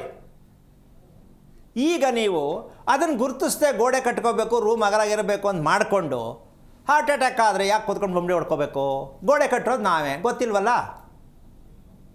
ಯಾಕೆ ಅಂದರೆ ಮನೆಗೆ ನಮಗೆ ಶಕ್ತಿಯನ್ನು ಕೊಡ್ತಕ್ಕಂತಹ ವಿಚಾರದಲ್ಲಿ ದೈವತಾ ಶಕ್ತಿ ಯಾವುದು, ನಮ್ಮ ದೇಹಕ್ಕೆ ದೈವತಾ ಶಕ್ತಿ ಯಾವುದು? ಪ್ರಕೃತಿಯಿಂದ ಬರ್ತಕ್ಕಂಥ ಶಕ್ತಿ ಸೂರ್ಯನ ಕಿರಣ. ಈ ಸೂರ್ಯನ ಕಿರಣಗಳಿಂದ ಇರ್ತಕ್ಕಂಥ ಗಿಡ ಮರ ಇವೆಲ್ಲವೂ ಬಳಸ್ಕೊಂಡು ಫುಡ್ನ ಸೃಷ್ಟಿ ಮಾಡ್ಕೊಳ್ಳುತ್ತೆ, ಆಹಾರವನ್ನು ಉತ್ಪತ್ತಿ ಮಾಡ್ಕೊಳ್ಳುತ್ತೆ. ಹೌದಾ? ನಾವು ಮಾಡ್ಕೊಂಡಿದ್ದೀವ ನೋಡ್ಕೊಳ್ಳಿ. ಭಗವಂತ ನಮಗೆ ಮನುಷ್ಯ ಅಂತ ಮಾಡಿ ಕಳಿಸಿದ್ದಾನ್ರಿ. ಸೂರ್ಯನ ಕಿರಣವನ್ನು, ಅದರಲ್ಲಿ ಇರ್ತಕ್ಕಂತಹ ಭೂಮಿಯ ಬಣ್ಣ ಯಾವುದು, ಆಕಾಶದ ಬಣ್ಣ ಯಾವುದು? ಪ್ರಶ್ನೆ ಹಾಕ್ಕೊಳ್ಳಿ ನೋಡೋಣ. ಮಕ್ಕಳಿಗೆ ಹೇಳ್ಕೊಡಿ ಕೊನೆಗೆ. ಭೂಮಿಯ ಬಣ್ಣ ಯಾವುದು ಅಂತ ಯಾರು ಹೇಳೋಕ್ಕಾಗತ್ತೆ ನಮ್ಮ? ಭೂಮಿಯ ಬಣ್ಣ ಯಾವುದು? ಅನುಮಾನ. ಬಣ್ಣ ಯಾವುದು ಅಂತ ಹೇಳೋದು ಅಲ್ವಾ? ಹಸಿರು ಬಣ್ಣ. ಭೂಮಿಯ ಬಣ್ಣ ಹಸಿರು. ಹೆಂಗದು ಹಸಿರು? ಕಾಣ್ತಾ ಇಲ್ವಲ್ಲ, ಅಲ್ಲಿ ಕೆಂಪೈತಲ್ಲ ಅಲ್ವಾ? ಅದರ ಅರ್ಥ ಗಿಡಗಳನ್ನು ನಿಮ್ಮ ಮನೆ ಹತ್ರ ಬೆಳೆಸಿದ್ದೀರಾ, ಇಟ್ಕೊಂಡಿದ್ದೀರಾ ನೋಡಿ ಅಂತ. ಗ್ರೀನಿಶ್ ನೋಡಿದ್ರೆ ಖುಷಿ ಆಗುತ್ತಾ ಇಲ್ವಾ? ಹೌದು, ಖುಷಿ ಆಗುತ್ತೆ.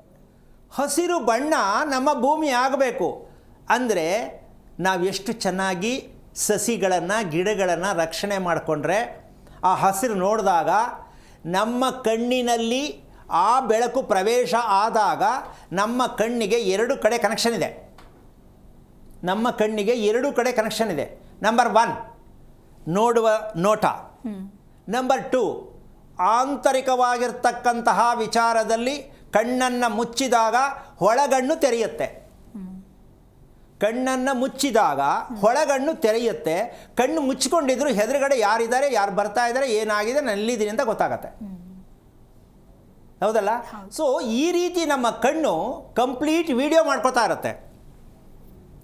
ಒಳ್ಳೆ ಸೀನರಿ ನೋಡಿ ಎಷ್ಟು ಚೆನ್ನಾಗಿದೆ, ಅಯ್ಯೋ ನೀರು ನೋಡಿ ಎಷ್ಟು ಚೆನ್ನಾಗಿದೆ, ಅಯ್ಯೋ ಗ್ರೀನಿಶ್ ನೋಡಿ ಎಷ್ಟು ಚೆನ್ನಾಗಿದೆ, ಖುಷಿ ಆಗುತ್ತಾ ಇಲ್ವಾ? ಇದು ಆಂತರಿಕವಾಗಿ ಶುದ್ಧೀಕರಣ ಮಾಡ್ತಕ್ಕಂಥದ್ದಕ್ಕೆ ನಮ್ಮ ಕಣ್ಣು ಎಷ್ಟು ಕೆಲಸ ಮಾಡುತ್ತೆ. ಇದೇ ರೀ 3ನೇ ಕಣ್ಣು, ಇದಕ್ಕೆ ಅಂತರ್ಚಕ್ಷು ಅಂತ ಹೇಳ್ತೀವಿ. ಸಂಸ್ಕೃತದಲ್ಲಿ ಎಷ್ಟೋ ಪದಗಳು ನಮಗಿನ್ನೂ ಬಳಕೆ ಗೊತ್ತಿಲ್ಲ. ಅದು ನಮಗೆಲ್ಲ ಇಲ್ಲ ರೀ, ಅವ್ರು ಏನೋ ಹೇಳ್ತಾರೆ, ನಮ್ಗೆ ಯಾಕೆ ಬೇಕು? ನಾವು ಇಂಗ್ಲೀಷ್ ಕಲಿತೀವಿ, ಸಂಸ್ಕೃತ ಬೇಡ. ನಮ್ಮ ಭಾರತದ ತಾಯಿ ನಾಡು ಅಂತಾರೆ, ಸಂಸ್ಕೃತ ಕಲಿತ್ರೆ ಅವನಿಗೆ ಪುನರ್ಜನ್ಮ ಈ ಭೂಮಿಯಲ್ಲಿ ಇರಲ್ವಂತೆ, ಸಂಸ್ಕೃತ ಕಲಿತವ್ರಿಗೆ. ಇಲ್ಲಿ ಅದರ ಮಾತೇ ಇಲ್ಲ. ಏನಿದ್ರು ಮ್ಯಾಟು ಬ್ಯಾಟು ಕ್ಯಾಟು ಕಲ್ತ್ಕೊಳ್ಳಿ. ಆದರೆ ನಿಮ್ಮನ್ನು ಅದು ಬಹುವಚನಕ್ಕೆ ತಗೊಂಡೋಗಲ್ಲ, ಪೂರ್ಣಾಂಕ ಅಕ್ಷರಗಳು ಇರಲ್ಲ, ಎಲ್ಲ ಅರ್ಧರ್ಧಾಕೃತಿ ಇರತಕ್ಕಂಥ ವಿಚಾರಗಳನ್ನೇ ಕೊಡೋದೇ ನಮ್ಮ ಇಂಗ್ಲೀಷಲ್ಲಿ ಬರ್ತಕ್ಕಂತಹ ಒಂದೊಂದು ಅಕ್ಷರಗಳಿಗೂ ಕೂಡ. ನಮ್ಮ ಕನ್ನಡವನ್ನು ತಗೊಳ್ಳಿ, ರುಚಿ ಕೊಡುತ್ತೆ, ಖುಷಿ ಕೊಡುತ್ತೆ, ನೆಮ್ಮದಿ ಕೊಡುತ್ತೆ, ಆರೋಗ್ಯ ಕೊಡುತ್ತೆ. ಹೌದಾ ಇಲ್ಲಮ್ಮ? ಈಗ ಇಂಗ್ಲೀಷಲ್ಲಿ ಆರ್ ಹೇಳಿ, ಅದಕ್ಕೆ ಹಿಂದೂ ಇಲ್ಲ ಮುಂದೂ ಇಲ್ಲ ಕ್ವಶನ್ ಮಾರ್ಕಲ್ಲಿ ನಿಂತ್ಕೋತು. ಅದೇ ಕನ್ನಡದಲ್ಲಿ ರಾ ಅಂತ ಹೇಳಿ ಅವಾಗ ಖುಷಿ ಆಗ್ಬಿಡತ್ತೆ. ಇಷ್ಟೇ ವ್ಯತ್ಯಾಸ. ಇಂಗ್ಲೀಷ್ ಬೇಡ ಅಂತ ನಾನು ಹೇಳ್ತಾ ಇಲ್ಲ, ನಾವು ಬದುಕಬೇಕ್ರಿ. ನಾವು ಬದುಕಕ್ಕೇನು ಬೇಕು ಅದನ್ನು ಸರಿ ಮಾಡ್ಕೊಳ್ಳೋಣ. ಮೊದಲು ಮಕ್ಕಳಿಗೆ ಅದನ್ನು ಕೊಡೋಣ. ಬರೀ ಇಂಗ್ಲೀಷಲ್ಲಿ ಓದಿದ ತಕ್ಷಣ, ಇಂಗ್ಲೀಷಲ್ಲಿ ಮಾತಾಡಿದ ತಕ್ಷಣ ನಾನು ಏನೋ ಆಗ್ಬಿಡ್ತೀನಿ, ನಮ್ಮ ಮಕ್ಕಳು ಏನೋ ಆಗ್ಬಿಡ್ತಾರೆ. ಇದು ನಾವು ಮಾಡ್ತಾ ಇರ್ತಕ್ಕಂತಹ ಮಕ್ಕಳನ್ನು ದಾರಿ ತಪ್ಪಿಸುವಂಥ ಕೆಲಸ ಆಗ್ತಾಯಿದೆ. ಕಾರಣ ಏನಂದರೆ ದುಡಿಯೋದಕ್ಕಷ್ಟೇ ಹೋಕೆ ಆಗತ್ತೆ ಹೊರತು ಮನಸ್ಸಿಗೆ, ಆರೋಗ್ಯಕ್ಕೆ ಯಾವ ಕಾರಣಕ್ಕೂ ನೀವು ಕೊಡದೇ ಇರತಕ್ಕಂತಹ ಒಂದು ವಿಚಾರವಾದಾಗ ಇದಕ್ಕಿನ್ನ ಸರ್ಪದೋಷ ಬೇಕಾ ಹೇಳಿ? ಮಕ್ಕಳನ್ನು ಗೊತ್ತಿಲ್ಲದೆ ದಾರಿ ತಪ್ಪಿಸುವ ವಿಚಾರಕ್ಕೆ ಇದಕ್ಕಿನ್ನ ಸರ್ಪದೋಷ ಬೇಕಾ? ಓಕೆ ಗುರುಜಿ, ಒಬ್ರು ಕಾಲರ್ ಇದ್ದಾರೆ, ಮಾತನಾಡ್ಬಿಡೋಣ. ಲೋಕೇಶ್ ಅಂತ ಹೇಳಿ ಕರೆ ಮಾಡಿದ್ದಾರೆ. ನಮಸ್ಕಾರ ಲೋಕೇಶ್. ನಮಸ್ಕಾರ, ಧ್ವನಿ ಕೇಳಿಸ್ತಿದೆಯಾ ಲೋಕೇಶ್? ಎಲ್ಲಿಂದ ಕರೆ ಮಾಡ್ತಾ ಇದ್ದೀರಾ? ನಾವು ಮಾಕ್ಲಿಂದ ಮೇಡಮ್ ಅವರ ಓಕೆ, ಯಾರ ಬಗ್ಗೆ ಕೇಳಬೇಕಾಗಿತ್ತು ಹೇಳಿ? ನಮ್ಮ ಬಗ್ಗೆನೇ ಕೇಳಬೇಕಾಯ್ತು. ನಿಮ್ಮ ನಕ್ಷತ್ರ ತಿಳಿಸಿ. ಮೇಷ ರಾಶಿ ಅಶ್ವಿನಿ ನಕ್ಷತ್ರ ನಮ್ದು. ಗುರುಗಳಿದ್ದಾರೆ, ನಿಮ್ಮ ಪ್ರಶ್ನೆ ಹಲೋ. ಹೇಳಿ. ಹಲೋ, ನಮಸ್ತೆ ಗುರುಜಿ. ನಾರಾಯಣ, ಏನು ಓದಿದ್ಯಾ ಅಣ್ಣ? ನಾವು ಒಂದು 10ನೇ ಕ್ಲಾಸ್ ಓದಿದ್ವಿ ಗುರುಜಿ, ಅಷ್ಟೇ. ನಾವು ಲಗ್ನ ಗೊತ್ತಿದೆಯಾ? ಯಾವ ಲಗ್ನ ಅಂತ ಲಗ್ನ ಗೊತ್ತಿಲ್ಲ. ಮೇಷ ರಾಶಿ ಅಶ್ವಿನಿ ನಕ್ಷತ್ರ ಅಂತ ಗೊತ್ತು, ಲಗ್ನ ಗೊತ್ತಿಲ್ಲ. ಗೊತ್ತಿಲ್ಲ. ತಿಥಿ ಗೊತ್ತಾ? ಗೊತ್ತಿಲ್ಲ ಗುರುಜಿ ನಮ್ಗೆ. ಏನು ಮಾಡೋಣ, ನಾವು ಭಾರತ ದೇಶದಲ್ಲಿದ್ದೀವ ಪಾಕಿಸ್ತಾನದಲ್ಲಿದ್ದೀವ? ನಿಮಗೆ ಆರೋಗ್ಯ ಬಗ್ಗೆ ಕೇಳಬೇಕಾಯ್ತು ನಮಗೆ. ಎಲ್ಲಿಂದ ಆರೋಗ್ಯ ಬರ್ತದಣ್ಣ? ಹಾ, ಇವೆಲ್ಲ ನಂಬಿಕೆ ಅಲ್ವಾ ನಿಮಗೆ? ನಂಬಿಕೆ ಐತೆ ನಮಗೆ. ಮತ್ತೆ ಯಾಕೆ ತಿಳ್ಕೊಂಡಿಲ್ಲ? ನಾನು ಹುಟ್ಟಿದ ದಿನ, ನಕ್ಷತ್ರ, ವಾರ, ತಿಥಿ, ಲಗ್ನ ಇದೆಲ್ಲ ತಿಳ್ಕೊಬೇಕಲ್ವಾ? ನಮ್ಗೆ ಅಷ್ಟು ಗೊತ್ತಾಗಿಲ್ಲ ಗುರುಜಿ. ಇಷ್ಟೇ ಮೇಷ ರಾಶಿ ಅಶ್ವಿನಿ ನಕ್ಷತ್ರ ಅಂತ ಗೊತ್ತಾಯ್ತು. ಈಗ ಏನು ಗೊತ್ತಾಗತ್ತೆ ಹಂಗಾದ್ರೆ? ಹೆಂಗೆ ಬದುಕಬೇಕು ಅಂತ ತಿಳ್ಕೊಬೇಕಾ? ಹಾ, ನೀವು ಹೇಳ್ಕೊಟ್ರೆ ಕಲಿತೀವಿ ನಾವು. ಅಲ್ಲಣ್ಣ, ನಿನ್ನ ಅಡ್ರೆಸ್ಸೇ ನಿನಗೆ ಗೊತ್ತಿಲ್ಲ ಅನ್ನೋ ನಾನೇನು ಹೇಳ್ಕೊಳ್ಳಿ ನಿಂಗೆ? ನಾನು ಹೇಳು. ಹಾಂ, ಬರೀ ನಕ್ಷತ್ರ ಹೇಳ್ತಿದ್ಯಾ? ಅಷ್ಟೇ ನಮ್ಗೆ ಗೊತ್ತಾಗ ಗುರುಜಿ. ನೀವು ಹೇಳ್ಕೊಟ್ರೆ ನಾವು ಕೇಳ್ತೀವಿ ಅಷ್ಟೇ. ಮುಗಿದೋಯ್ತು ಕೇಸೆಡಮ್ಮ. ಹಂಗೆ ಬರ್ಕೊಬಿಡ್ಕತ್ತೀವಿ ನಾವು. ಏನು ಬರೆದು ಮಡಿಕತ್ತಿಯಪ್ಪ? ಏನು ಬರೆದು ಮಾಡ್ಕೊಳಕ್ಕಾಗಲ್ಲ. ಕರೆಕ್ಟಾಗಿ ನಕ್ಷತ್ರ ಅಂತಕ್ಕಂತಹ ವಿಚಾರನಾರು ಹೇಳಿದ್ರೆ ಅದಕ್ಕೆ ಖುಷಿ. ವಾರ ಯಾವುದು ಹುಟ್ಟಿದ್ದು? ವಾರ ಶನಿವಾರ ಗುರುಜಿ. ಓಕೆ, ಎಷ್ಟೊತ್ತಲ್ಲಿ ಅಂತ ಗೊತ್ತಾಗಲಿ? ಸಮಯ ಅಪ್ಪ ಅಮ್ಮ ಗೊತ್ತು, ನನಗೆ ಗೊತ್ತಿಲ್ಲ ಅಷ್ಟು. ಅಲ್ಲ, ಅಪ್ಪ ಅಮ್ಮನಿಗೆ ಮತ್ತೆ ಗೊತ್ತಿರೋದು, ನೀನು ತಿಳ್ಕೊಂಡಿಲ್ವಾ ಅಂತ? ನಾನು ತಿಳ್ಕೊಂಡಿಲ್ಲ ಗುರುಜಿ ಅಷ್ಟೊಂದು. ಓಕೆ, ಈಗ ನಿನ್ಗೇನು ಬೇಕು ಅಂತ ಮಾಡಿದ್ಯಪ್ಪ ಕರೆ? ನನಗೆ ಇತ್ತೀಚೆಗೆ ಆರೋಗ್ಯ ಸರಿಯಿಲ್ಲ, ಆರೋಗ್ಯ ಆಗ್ತಿಲ್ಲ ಅಷ್ಟೇನೆ. ಎಷ್ಟು ವಯಸ್ಸು ನಿಮಗೆ? ನಂಗೆ ಆಗಿದೆ ಗುರುಜಿ 40 ವರ್ಷ. ಮದುವೆ ಆಗಿ ಎಷ್ಟು ವರ್ಷ ಆಯಿತು? ಇಲ್ಲ ಗುರುಜಿ, ಮದುವೆ ಆಗಿಲ್ಲ. ನಂಗೆ ಇದ್ದೀವಿ. ಯಾಕಾಗಲಿಲ್ಲ? ಹೆಣ್ಣು ಸೆಟ್ ಆಗ್ತಿಲ್ಲ ಗುರುಜಿ. ಬರ್ತಾರೆ ನೋಡ್ತಾರೆ, ಕೈ ಬಿಟ್ಬಿಟ್ಟಿದ್ಯಾ ಮದುವೆ ಬೇಡ ಅಂತ, ಅಥವಾ ಇನ್ನೂ ಪ್ರಯತ್ನದಲ್ಲಿದೆಯಾ? ಅವರು ಪ್ರಯತ್ನ ಮಾಡ್ತೀವಿ, ಬರ್ತಾರೆ, ಇದಕ್ಕೆ ಬರ್ತಾರೆ, ಇದಕ್ಕೆ ಕೊಡತ್ತೆ ವಾಪಸ್. ಹಂಗೆ ಆಗ್ತಿಲ್ಲ ಅವರು. ಕಾರಣ ಏನು ಅಂತ ತಿಳ್ಕೊಂಡಿಲ್ಲ? ಯಾಕೆ ನನಗೆ ಹೆಣ್ಣು ಒಪ್ತಾ ಇಲ್ವಾ, ಹೆಣ್ಣು ಕೊಡೋರು ಒಪ್ತಾ ಇಲ್ವಾ, ಯಾಕೆ ಅಂತ ನಿನ್ಗೆ ಏನು ಡೌಟ್ ಬಂದಿಲ್ಲ ನಿನ್ನ ಬಗ್ಗೆ? ಬಂತು ಯಾಕೋ ಗೊತ್ತಿಲ್ಲ ಗುರುಜಿ. ಹಂಗೆ ಬರ್ತಾರೆ, ಹಂಗೆ ಹೋಗ್ತಾರೆ ಅಂತಂದು ಗೊತ್ತಿಲ್ಲ. ಅಲ್ಲ, ಹೋಗ್ಲಿ, ಹೆಣ್ಣವ್ರು ಏನು ಕೇಳ್ತಾರೆ? ಕೆಲಸ ಕೇಳ್ತಾರಾ, ನೀನು ಚೆಂದಾಗಿಲ್ಲ ಅಂತ ಕೇಳ್ತಾರಾ? ಏನು ಕೇಳೋದ್ರೆ ಗೊತ್ತಾಗಿದೆ ನಿಮಗೆ? ಏನು ಅಂತ ಇಲ್ಲ, ಬರ್ತಾರೆ, ಆಯ್ತು ಅಂತಾರೆ, ಸರಿ ಮಾತಾಡಲಾಗ್ತಿದೆ. ನಿಮ್ಮ ಮನೆ ಎಷ್ಟು ವರ್ಷದ್ದು? ಮನೆ ನಾವು ಆಳೆ ಕಟ್ಟಿ ಒಂದು 20 ವರ್ಷ ಆಯ್ತು ಗುರುಜಿ. ಯಾರು ಕಟ್ಸಿದ್ದು? ನಿಮ್ಮಪ್ಪನಾ? ಅಪ್ಪ ಅಮ್ಮ ಕಟ್ಟಿದ್ದಾರೆ. ನಿಮ್ಮಪ್ಪ ಎಲ್ಲಿದ್ದಾರೆ? ಅಪ್ಪ ಅಮ್ಮ ಊರಲ್ಲಿದ್ದಾರೆ, ನಾನು ಇಲ್ಲಿ ಬೆಂಗಳೂರಲ್ಲಿ ಇದ್ದೀವಿ. ಕೆಲಸದಲ್ಲಿ ಅಂಗಡಿ ಕಡೆ ನಾವು ಅಂಗಡಿ ಮಾಡ್ತಾ ಇರ್ತೀವಿ. ನಾವು ಬೆಂಗಳೂರಲ್ಲಿ ಇದ್ದೀವಿ. ನಾವು ಅಪ್ಪ ಅಮ್ಮ ಇಬ್ಬರೇನ ಇರೋದು ಮನೇಲಿ? ಇನ್ನು ಬೇರೆಯವ್ರು ಇದ್ದಾರಾ? ಅಪ್ಪ ಅಮ್ಮ ಇಬ್ರು, ತಮ್ಮ ಒಬ್ಬ ಇದ್ದಾನೆ, ಅಕ್ಕ ಒಬ್ಬ ಇದ್ದಾರೆ. 4 ಜನ 5 ಜನ ಒಟ್ಟೆಲ್ಲ. ಅಕ್ಕ ನಿಮ್ಮಲ್ಲಿ ಹಾಕಿದ್ದಾರೆ, ಮದುವೆ ಆಗಿಲ್ವ ಅವರು? ಮದುವೆ ಅವ್ರು ಬೇರೆ ಇದ್ದಾರೆ. ನಾವಿರೋದು 4 ಜನ, ತಮ್ಮ, ಅಪ್ಪ, ಅಮ್ಮ. ತಮ್ಮನ ಮದುವೆ ಆಯ್ತಾ? ಇಲ್ಲ, ಅವ್ರದ್ದು ಇಲ್ಲ ಗುರುಜಿ. ಎಷ್ಟು ವಯಸ್ಸು ಅವನಿಗೆ? ಅವ್ರಿಗಾಗಿದೆ 35 ವರ್ಷ. ಈಗ ನಿನ್ಗಿನ್ನೂ ಗೊತ್ತಾಗಲಿಲ್ವಾ? ಅವನಿಗೆ 35 ಮದುವೆ ಇಲ್ಲ, ನನಗೆ 40 ಆಯಿತು ಮದುವೆ ಇಲ್ಲ, ಏನಕ್ಕೆ ಅಂತ ತಿಳ್ಕೊತಾ ಇಲ್ವಲ್ಲ ನೀನು? ಯಾಕೆ ಯಾರು ಗುರುಜಿ ನಮ್ಗೆ ಗೊತ್ತಿಲ್ಲ. ಹಿಂಗೆ ಇರೋದು ಅಂತನಾ? ಓಕೆ, ನಿಮಗೆ ಜಮೀನು ಎಷ್ಟಿದೆ? ಮಾತೆಲ್ಲ ಬರಲ್ಲ ಅಷ್ಟೇ. ನಿಮಗೆ ಜಮೀನು ಎಷ್ಟಿದೆ? ಜಮೀನು ಎಷ್ಟಿದೆಯಪ್ಪ ನಿಮ್ಮ ಅಪ್ಪಂಗೆ? ಜಮೀನು ಏನಿಲ್ಲ ಗುರುಜಿ, ನಮ್ಗೆ ಇರಕ್ಕೆ ಒಂದು ಮನೆ ಇದೆ ಅಷ್ಟೇ. ಆ ಮನೆ ಎಷ್ಟು, ಒಂದು 50 ವರ್ಷ ಆಗತ್ತೆ ಕಟ್ಟಿ? ಇಲ್ಲ, 20 ವರ್ಷ ಆಗಿದೆ. ಅಲ್ಲಿ ಹತ್ತಿರದಲ್ಲಿ ಹೆಣ್ಣು ದೇವ್ರ ದೇವಸ್ಥಾನ ಯಾವುದಿದೆ? ಹೆಣ್ಣು ದೇವರು ದೊಡ್ಡಮ್ಮ ಚೌಡಮ್ಮ ಇದೆ. ಆಮೇಲೆ ದೇವರು ಪಾರ್ವತಿ ಶಿವ ಇದ್ದಾರೆ ಇಲ್ಲಿ. ಆ ದೇವಸ್ಥಾನಕ್ಕೂ ನಿಮ್ಮ ಮನೆಗೂ ಎಷ್ಟು ಗ್ಯಾಪ್ ಇದೆ? ಒಂದು 15 ಮೀಟರ್ ಇದೆ. ಓಕೆ, ಎಷ್ಟು ವರ್ಷದ ದೇವಸ್ಥಾನ ಅದು? ಅದೇ ಹೇಳಕ್ಕೆ. ಓಕೆ, ಆ ದೇವಸ್ಥಾನಕ್ಕೂ ನಿಮಗೂ ಏನಾದ್ರು ಸಂಬಂಧ ಇದೆಯಾ? ಏನಾದ್ರು ಮಾಡಿಸೋದು, ವರ್ಷಕ್ಕೊಂದ್ಸಲ ಏನಾದ್ರು ಮಾಡೋದು ಅಭ್ಯಾಸ ಇದೆಯಾ? ಇಲ್ಲ ಗುರುಜಿ, ಅದೇನಿಲ್ಲ, ನಮ್ದೇನು ಸಂಬಂಧ ಇಲ್ಲ. ಪೂಜೆ ಮಾಡ್ತೀವಿ, ಜಾತ್ರೆ ಆಗ್ತದೆ. ಹಾಂ, ಜನವರಿ ಟೈಮಲ್ಲಿ ಜಾತ್ರೆ ಹೋಗುತ್ತೆ. ನೀವು ಹೋಯ್ತೀಯಾ? ಪೂಜೆ ಮಾಡ್ತೀವಿ, ತೇರು ಪೂಜೆ ಮಾಡ್ತೀವಿ, ಬರ್ತೀವಿ, ಏನಿಲ್ಲ. ಸರಿ, ನಿಮ್ಮ ಮನೆಯಲ್ಲಿ ಸತ್ತಿರೋರ ಫೋಟೋ ಎಷ್ಟು ಫೋಟೋ ಇಟ್ಟಾರ ನಿಮ್ಮಪ್ಪ? ನಮ್ದು ಲಕ್ಷ್ಮೀ ನರಸಿಂಹಸ್ವಾಮಿ ಮನೆ ದೇವರು. ಸತ್ತಿರೋರ್ದು ಆಮೇಲೆ ಒಂದು ಗಣೇಶನ ಫೋಟೋ ಇದೆ. ಸತ್ತಿರೋರ್ ಫೋಟೋ ಎಷ್ಟಿದೆ ಮನೇಲಿ ಎಂದೆ? ಸತ್ತಿರೋ ಫೋಟೋ ಯಾವ ಒಂದು ಕಡೆ ನಾನು. ಓಕೆ, ಸತ್ತವ್ರಿಗೆ ಏನು ಮಾಡಲ್ವಾ ನಿಮ್ಮ ಅಪ್ಪ ಅಮ್ಮ? ಮಾಡ್ತಾರೆ, ವರ್ಷಕ್ಕೊಂದ್ಸತಿ ಮಾಡ್ಬಿಡ್ತೀವಿ, ಕಾರ್ಯ ಮಾಡ್ಬಿಡ್ತೀವಿ. ಯಾವಾಗ? ಈ ಮಾರನೇ ಹಬ್ಬ ಟೈಮಲ್ಲಿ ಮಾಡ್ತೀವಿ ನಾವು. ನೀವು ಎಲ್ಲ ಹೋಗ್ತೀರಾ ಅಲ್ಲಿಗೆ? ಅಮಾವಾಸ್ಯೆ ಟೈಮಲ್ಲೇ ತುಪ್ಪ ಹಾಕ್ಬಿಡ್ತೀವಿ ನಾವು. ಸರಿಪ್ಪ, ನೀನು ಹೋಗ್ತೀಯ ಅಲ್ಲಿಗೆ? ಹೌದು, ಹೋಗ್ಬಿಟ್ಟು ತುಪ್ಪ ಹಾಕ್ಬಿಡ್ತೀವಿ ನಾವು. ಧೂಪ ಹಾಕ್ಬಿಡೋದು? ಅದೇ ತುಪ್ಪ ಹಾಕ್ಬಿಟ್ಟು ಕಾರ್ಯ ಮಾಡ್ಬಿಡ್ತೀವಿ. ಅವ್ರದೆಲ್ಲ ನಾವೇನು ತಪ್ಪಲ್ಲ ನಾವು ಮಾಡ್ಬಿಡ್ತೀವಿ. ಓಕೆ, ಈಗ ವಿಚಾರ ಏನಕ್ಕೆ ಅಂದರೆ ನೀನು ನಿದ್ದೆ ಮಾಡ್ತೀಯಲ್ಲಣ್ಣ. ಹಲೋ ಹಲೋ, ಹೇಳಿ ಕೇಳಿಸ್ತೀವಿ ಗುರುಜಿ. ನಿದ್ದೆ ಮಾಡ್ತೀಯಲ್ಲ, ಕರೆಕ್ಟಾಗಿ ಚೆನ್ನಾಗಿ ನಿದ್ದೆ ಮಾಡ್ತೀನಿ ಅಂತ ಅನ್ಸುತ್ತಾ ನಿಮಗೆ?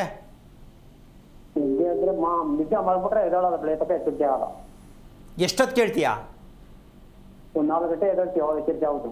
ಅಲ್ಲಪ್ಪ, ಎಚ್ಚರಿಕೆ ಆದರೆ ಆಗಲಿಲ್ಲ ಅಂದರೆ ಎಷ್ಟೊತ್ತು ಕೇಳ್ತೀಯಾ? ಆಗಿಲ್ಲ ಅಂದರೆ ಒಂದು 6 ಗಂಟೆ ಎದ್ದೇಳ್ತೀವಿ, ಎಚ್ಚರಿಕೆ ಆಗಿಲ್ಲ ನನಗೆ. ಓಕೆ, ನಿನಗೆ ಮಲಗೋ ಅಭ್ಯಾಸ, ರಾತ್ರಿ ಮಲಗಿದಾಗ ನಿದ್ದೆ ಬರದೇ ಇರೋದು, ಬೆಳಿಗ್ಗೆ ಬೇಗ ಏಳಕ್ಕಾಗದೇ ಇರೋದು ಗೊತ್ತಾಗಿದೆಯಲ್ವಾ? ಗುರುಜಿ ಮಲಗಕ್ಕೆ ಬೇಗ ಮಲ್ಕೊಂಡ್ರೆ ನಿದ್ದೆ ಬೇಗ ಬರದೇ ಇರೋದು ಒಂದು, ಹಾಂ ಹೌದು ಕರೆಕ್ಟು. ಬೆಳಿಗ್ಗೆ ಬೇಗ ಏಳಕ್ಕಾಗದೇ ಇರೋದು ಇನ್ನೊಂದು. ಅರ್ಥ ಆಯ್ತಾ? ಬೆಳಿಗ್ಗೆ ಬೇಗ ಏಳಕ್ಕಾಗದೇ ಇರೋದು ಇನ್ನೊಂದು ಅಂತ ಹೇಳಿದೆ. ಮಲಗುವಂಥ ವಿಚಾರದಲ್ಲಿ ಮಲಗೋದು ಬೆಳಗ್ಗೆ ಏಳೋದು ಎರಡು ತಪ್ಪೇ ತಾನೇ ಇರೋದು ನಿಂದು. ಹೌದು ಕರೆಕ್ಟ್. ಇದನ್ನು ಸರಿ ಮಾಡ್ಕೋಬೇಕಾ ಬೇಡ? 40 ವರ್ಷ ಕಳೆದ್ಬಿಟ್ಟಿದೆಯಲ್ಲಣ್ಣ. ಹಾಂ, ಇದು ಅಂದ್ರೆ ನಮ್ಗೆ ಯಾರು ಸಿಕ್ಕಿಲ್ಲ ಗುರುಜಿ, ಯಾವ್ದಂತ ಆಯಿತು, ತಿಳ್ಕೊ, ಹೇಳ್ತೀನಿ. ನೀವು ಧೂಪ ಹಾಕ್ತೀನಿ ಅಂತಿರಲ್ಲ, ಈ ಧೂಪ ಹಾಕೋದನ್ನ ನಿಲ್ಲಿಸಿ ಕರೆಕ್ಟಾಗಿ ತಿಳ್ಕೊಂಡ್ರೆ ನಿದ್ದೆ ನಿನಗೂ ಬರ್ತದೆ, ಮದುವೆನೂ ಆಯ್ತದೆ. ಬರೀ ಧೂಪ ಹಾಕ್ತೀವಿ ಅಮಾಸೆಗೊಂದಿನ ಅಂದರೆ ಜೀವನ ಪರ್ಯಂತ ಹಿಂಗೆ ನಿಂತಿರ್ಬೇಕಾಯ್ತದೆ. ವಂಶ ಬೆಳೆಯೋಕ್ಕೆ ದಾರಿ ಇರಲ್ಲ. ಯಾಕೆಂದರೆ ವಂಶದವ್ರಿಗೆ ನೀವು ಊಟನೇ ಹಾಕ್ತಾ ಇಲ್ಲ. ಧೂಪ ದೇವ್ರಿಗೂ ಧೂಪ, ಸತ್ತವ್ರಿಗೂ ಧೂಪ. ಇದನ್ನು, ಈ ಕೆಟ್ಟ ಅಭ್ಯಾಸವನ್ನು ಬಿಟ್ಟು ಸರಿಯಾಗಿ ಮಾಡೋದು ಏನು, ಕ್ರಮ ಏನು ಅಂತ ತಿಳ್ಕೊಂಡ್ರೆ ಎಲ್ಲವೂ ಸರಿ ಹೋಗುತ್ತೆ. ತಿಳ್ಕೊಳ್ಳೋಕೆ ಪ್ರಯತ್ನ ಮಾಡಪ್ಪ, ಒಳ್ಳೆಯದಾಗಲಿ. ಓಕೆ, ಧನ್ಯವಾದಗಳು ಕರೆ ಮಾಡಿದ್ದಕ್ಕಾಗಿ. ಗುರುಜಿ, ಕೊನೆಯದಾಗಿ ನಮ್ಮ ವೀಕ್ಷಕರಿಗೆ ತಿಳಿಸಿಕೊಡುವುದಾದರೆ, ಈಗ 40 ವರ್ಷ ಒಬ್ಬನಿಗೆ, 35 ವರ್ಷ ಇನ್ನೊಬ್ಬನಿಗೆ. ಮದುವೆ ಯಾವಾಗ, ಮದುವೆ ಯಾಕೆ ಅನ್ನೋ ಪ್ರಶ್ನೆ ಆಗತ್ತೆ. ಹೌದು, ಹೌದಲ್ಲ? ಯಾರು ಒಪ್ತಾರೆ? ಈಗ ಪ್ರಾಯಕ್ಕೆ ಬಂದು ನಿಂತಿರೋರಿಗೆ ಎಣ್ಸಿಕ್ಕ ಡೌಟು ಆ ಮಟ್ಟ ಕೊಟ್ಟಾಗಿದೆ ಪಿಕ್ಚರು. ಇನ್ನು 40, 35, 38 ಆದಮೇಲೆ ಯಾರಿದು ಅಂಕಲ್ಲ ಅಂತ ಕೇಳ್ತಾರೆ. ಏನು ಮಾಡೋದು? ಕಾರಣ, ನಾವು ಅಡ್ಡದಾರಿಯಲ್ಲಿ ಇವ್ರಿಗೂ ಸರ್ಪದೋಷ ಎಷ್ಟು ಸಲ ಮಾಡಿಸಿದ್ರು ಕೂಡ ಮದುವೆ ಆಗಲ್ಲ. ಆಗುತ್ತೆ ಅಂತ ಲಗ್ನ ಪತ್ರಿಕೆ ಪಿಂಟ್ ಆದರೆ ಲಗ್ನ ಪತ್ರಿಕೆ ಪಿಂಟೇ ಬೀಳಲ್ಲ, ಉಲ್ಟಾ ಪಲ್ಟಾ ಬೀಳುತ್ತೆ. ಎಷ್ಟೋ ಮದುವೆಗಳಲ್ಲಿ ಮಾಂಗಲ್ಯ ಉಲ್ಟಾ ಕಟ್ತಾರೆ. ಹಾಂ, ಇದಕ್ಕೆ ಹಿಂಗಾಯಿತು. ಇದೆಲ್ಲ ದುರಂತಗಳು ಬೇಕಾದಷ್ಟು ನಡೆಯುತ್ತೆ. ಲಗ್ನ ಪತ್ರಿಕೆ ಒಡ್ಸೋಕೋರೋ ಪ್ರಿಂಟೇ ಬೀಳಲ್ಲ. ಲಗ್ನ ಪತ್ರಿಕೆ ಒಡ್ಸಿ ಮನೆಗೆ ತತ್ತರೆ ಮದುವೆ ಕಟ್ಟಾಗತ್ತೆ. ಅರ್ಧ ಹಂಚಿರ್ತಾರೆ, ಇನ್ನೊಂದು ಪೂರ್ತಿ ಹಂಚಿರ್ತಾರೆ, ಮದುವೆ ನಿಂತೋಗುತ್ತೆ. ಇವೆಲ್ಲವೂ ಏನು ಸರ್ಪದೋಷಕ್ಕೆ ಹೋಗಿ ಸೇರಿಸ್ಬಿಡ್ತಾರೆ. ಯಾಕೆ ಅದು ಬಿಟ್ಟು ಬೇರೆ ದಾರಿ ಗೊತ್ತೇ ಇಲ್ಲ. ಶುಭವಾಗಿ ಜೀವನದಲ್ಲಿ ಪ್ರತಿ ಕ್ಷಣವೂ ನಾವು ಶುಭವಾಗಿ ಬದುಕಬೇಕು ಅಂತಕ್ಕಂಥ ಸತ್ಯಾಂಶವನ್ನು ತಿಳ್ಕೋಬೇಕಂದ್ರೆ ನಮ್ಮ ಮನೆಗಳು, ನಮ್ಮ ಪ್ರತಿಯೊಂದಕ್ಕೂ ಕೂಡ ಪ್ರಕೃತಿದತ್ತವಾಗಿ ನಮ್ಮ ಮನೆಯಲ್ಲಿ ಉತ್ಪತ್ತಿ ಆಗ್ತಕ್ಕಂತಹ ನೀರಿನ ಅಂಶ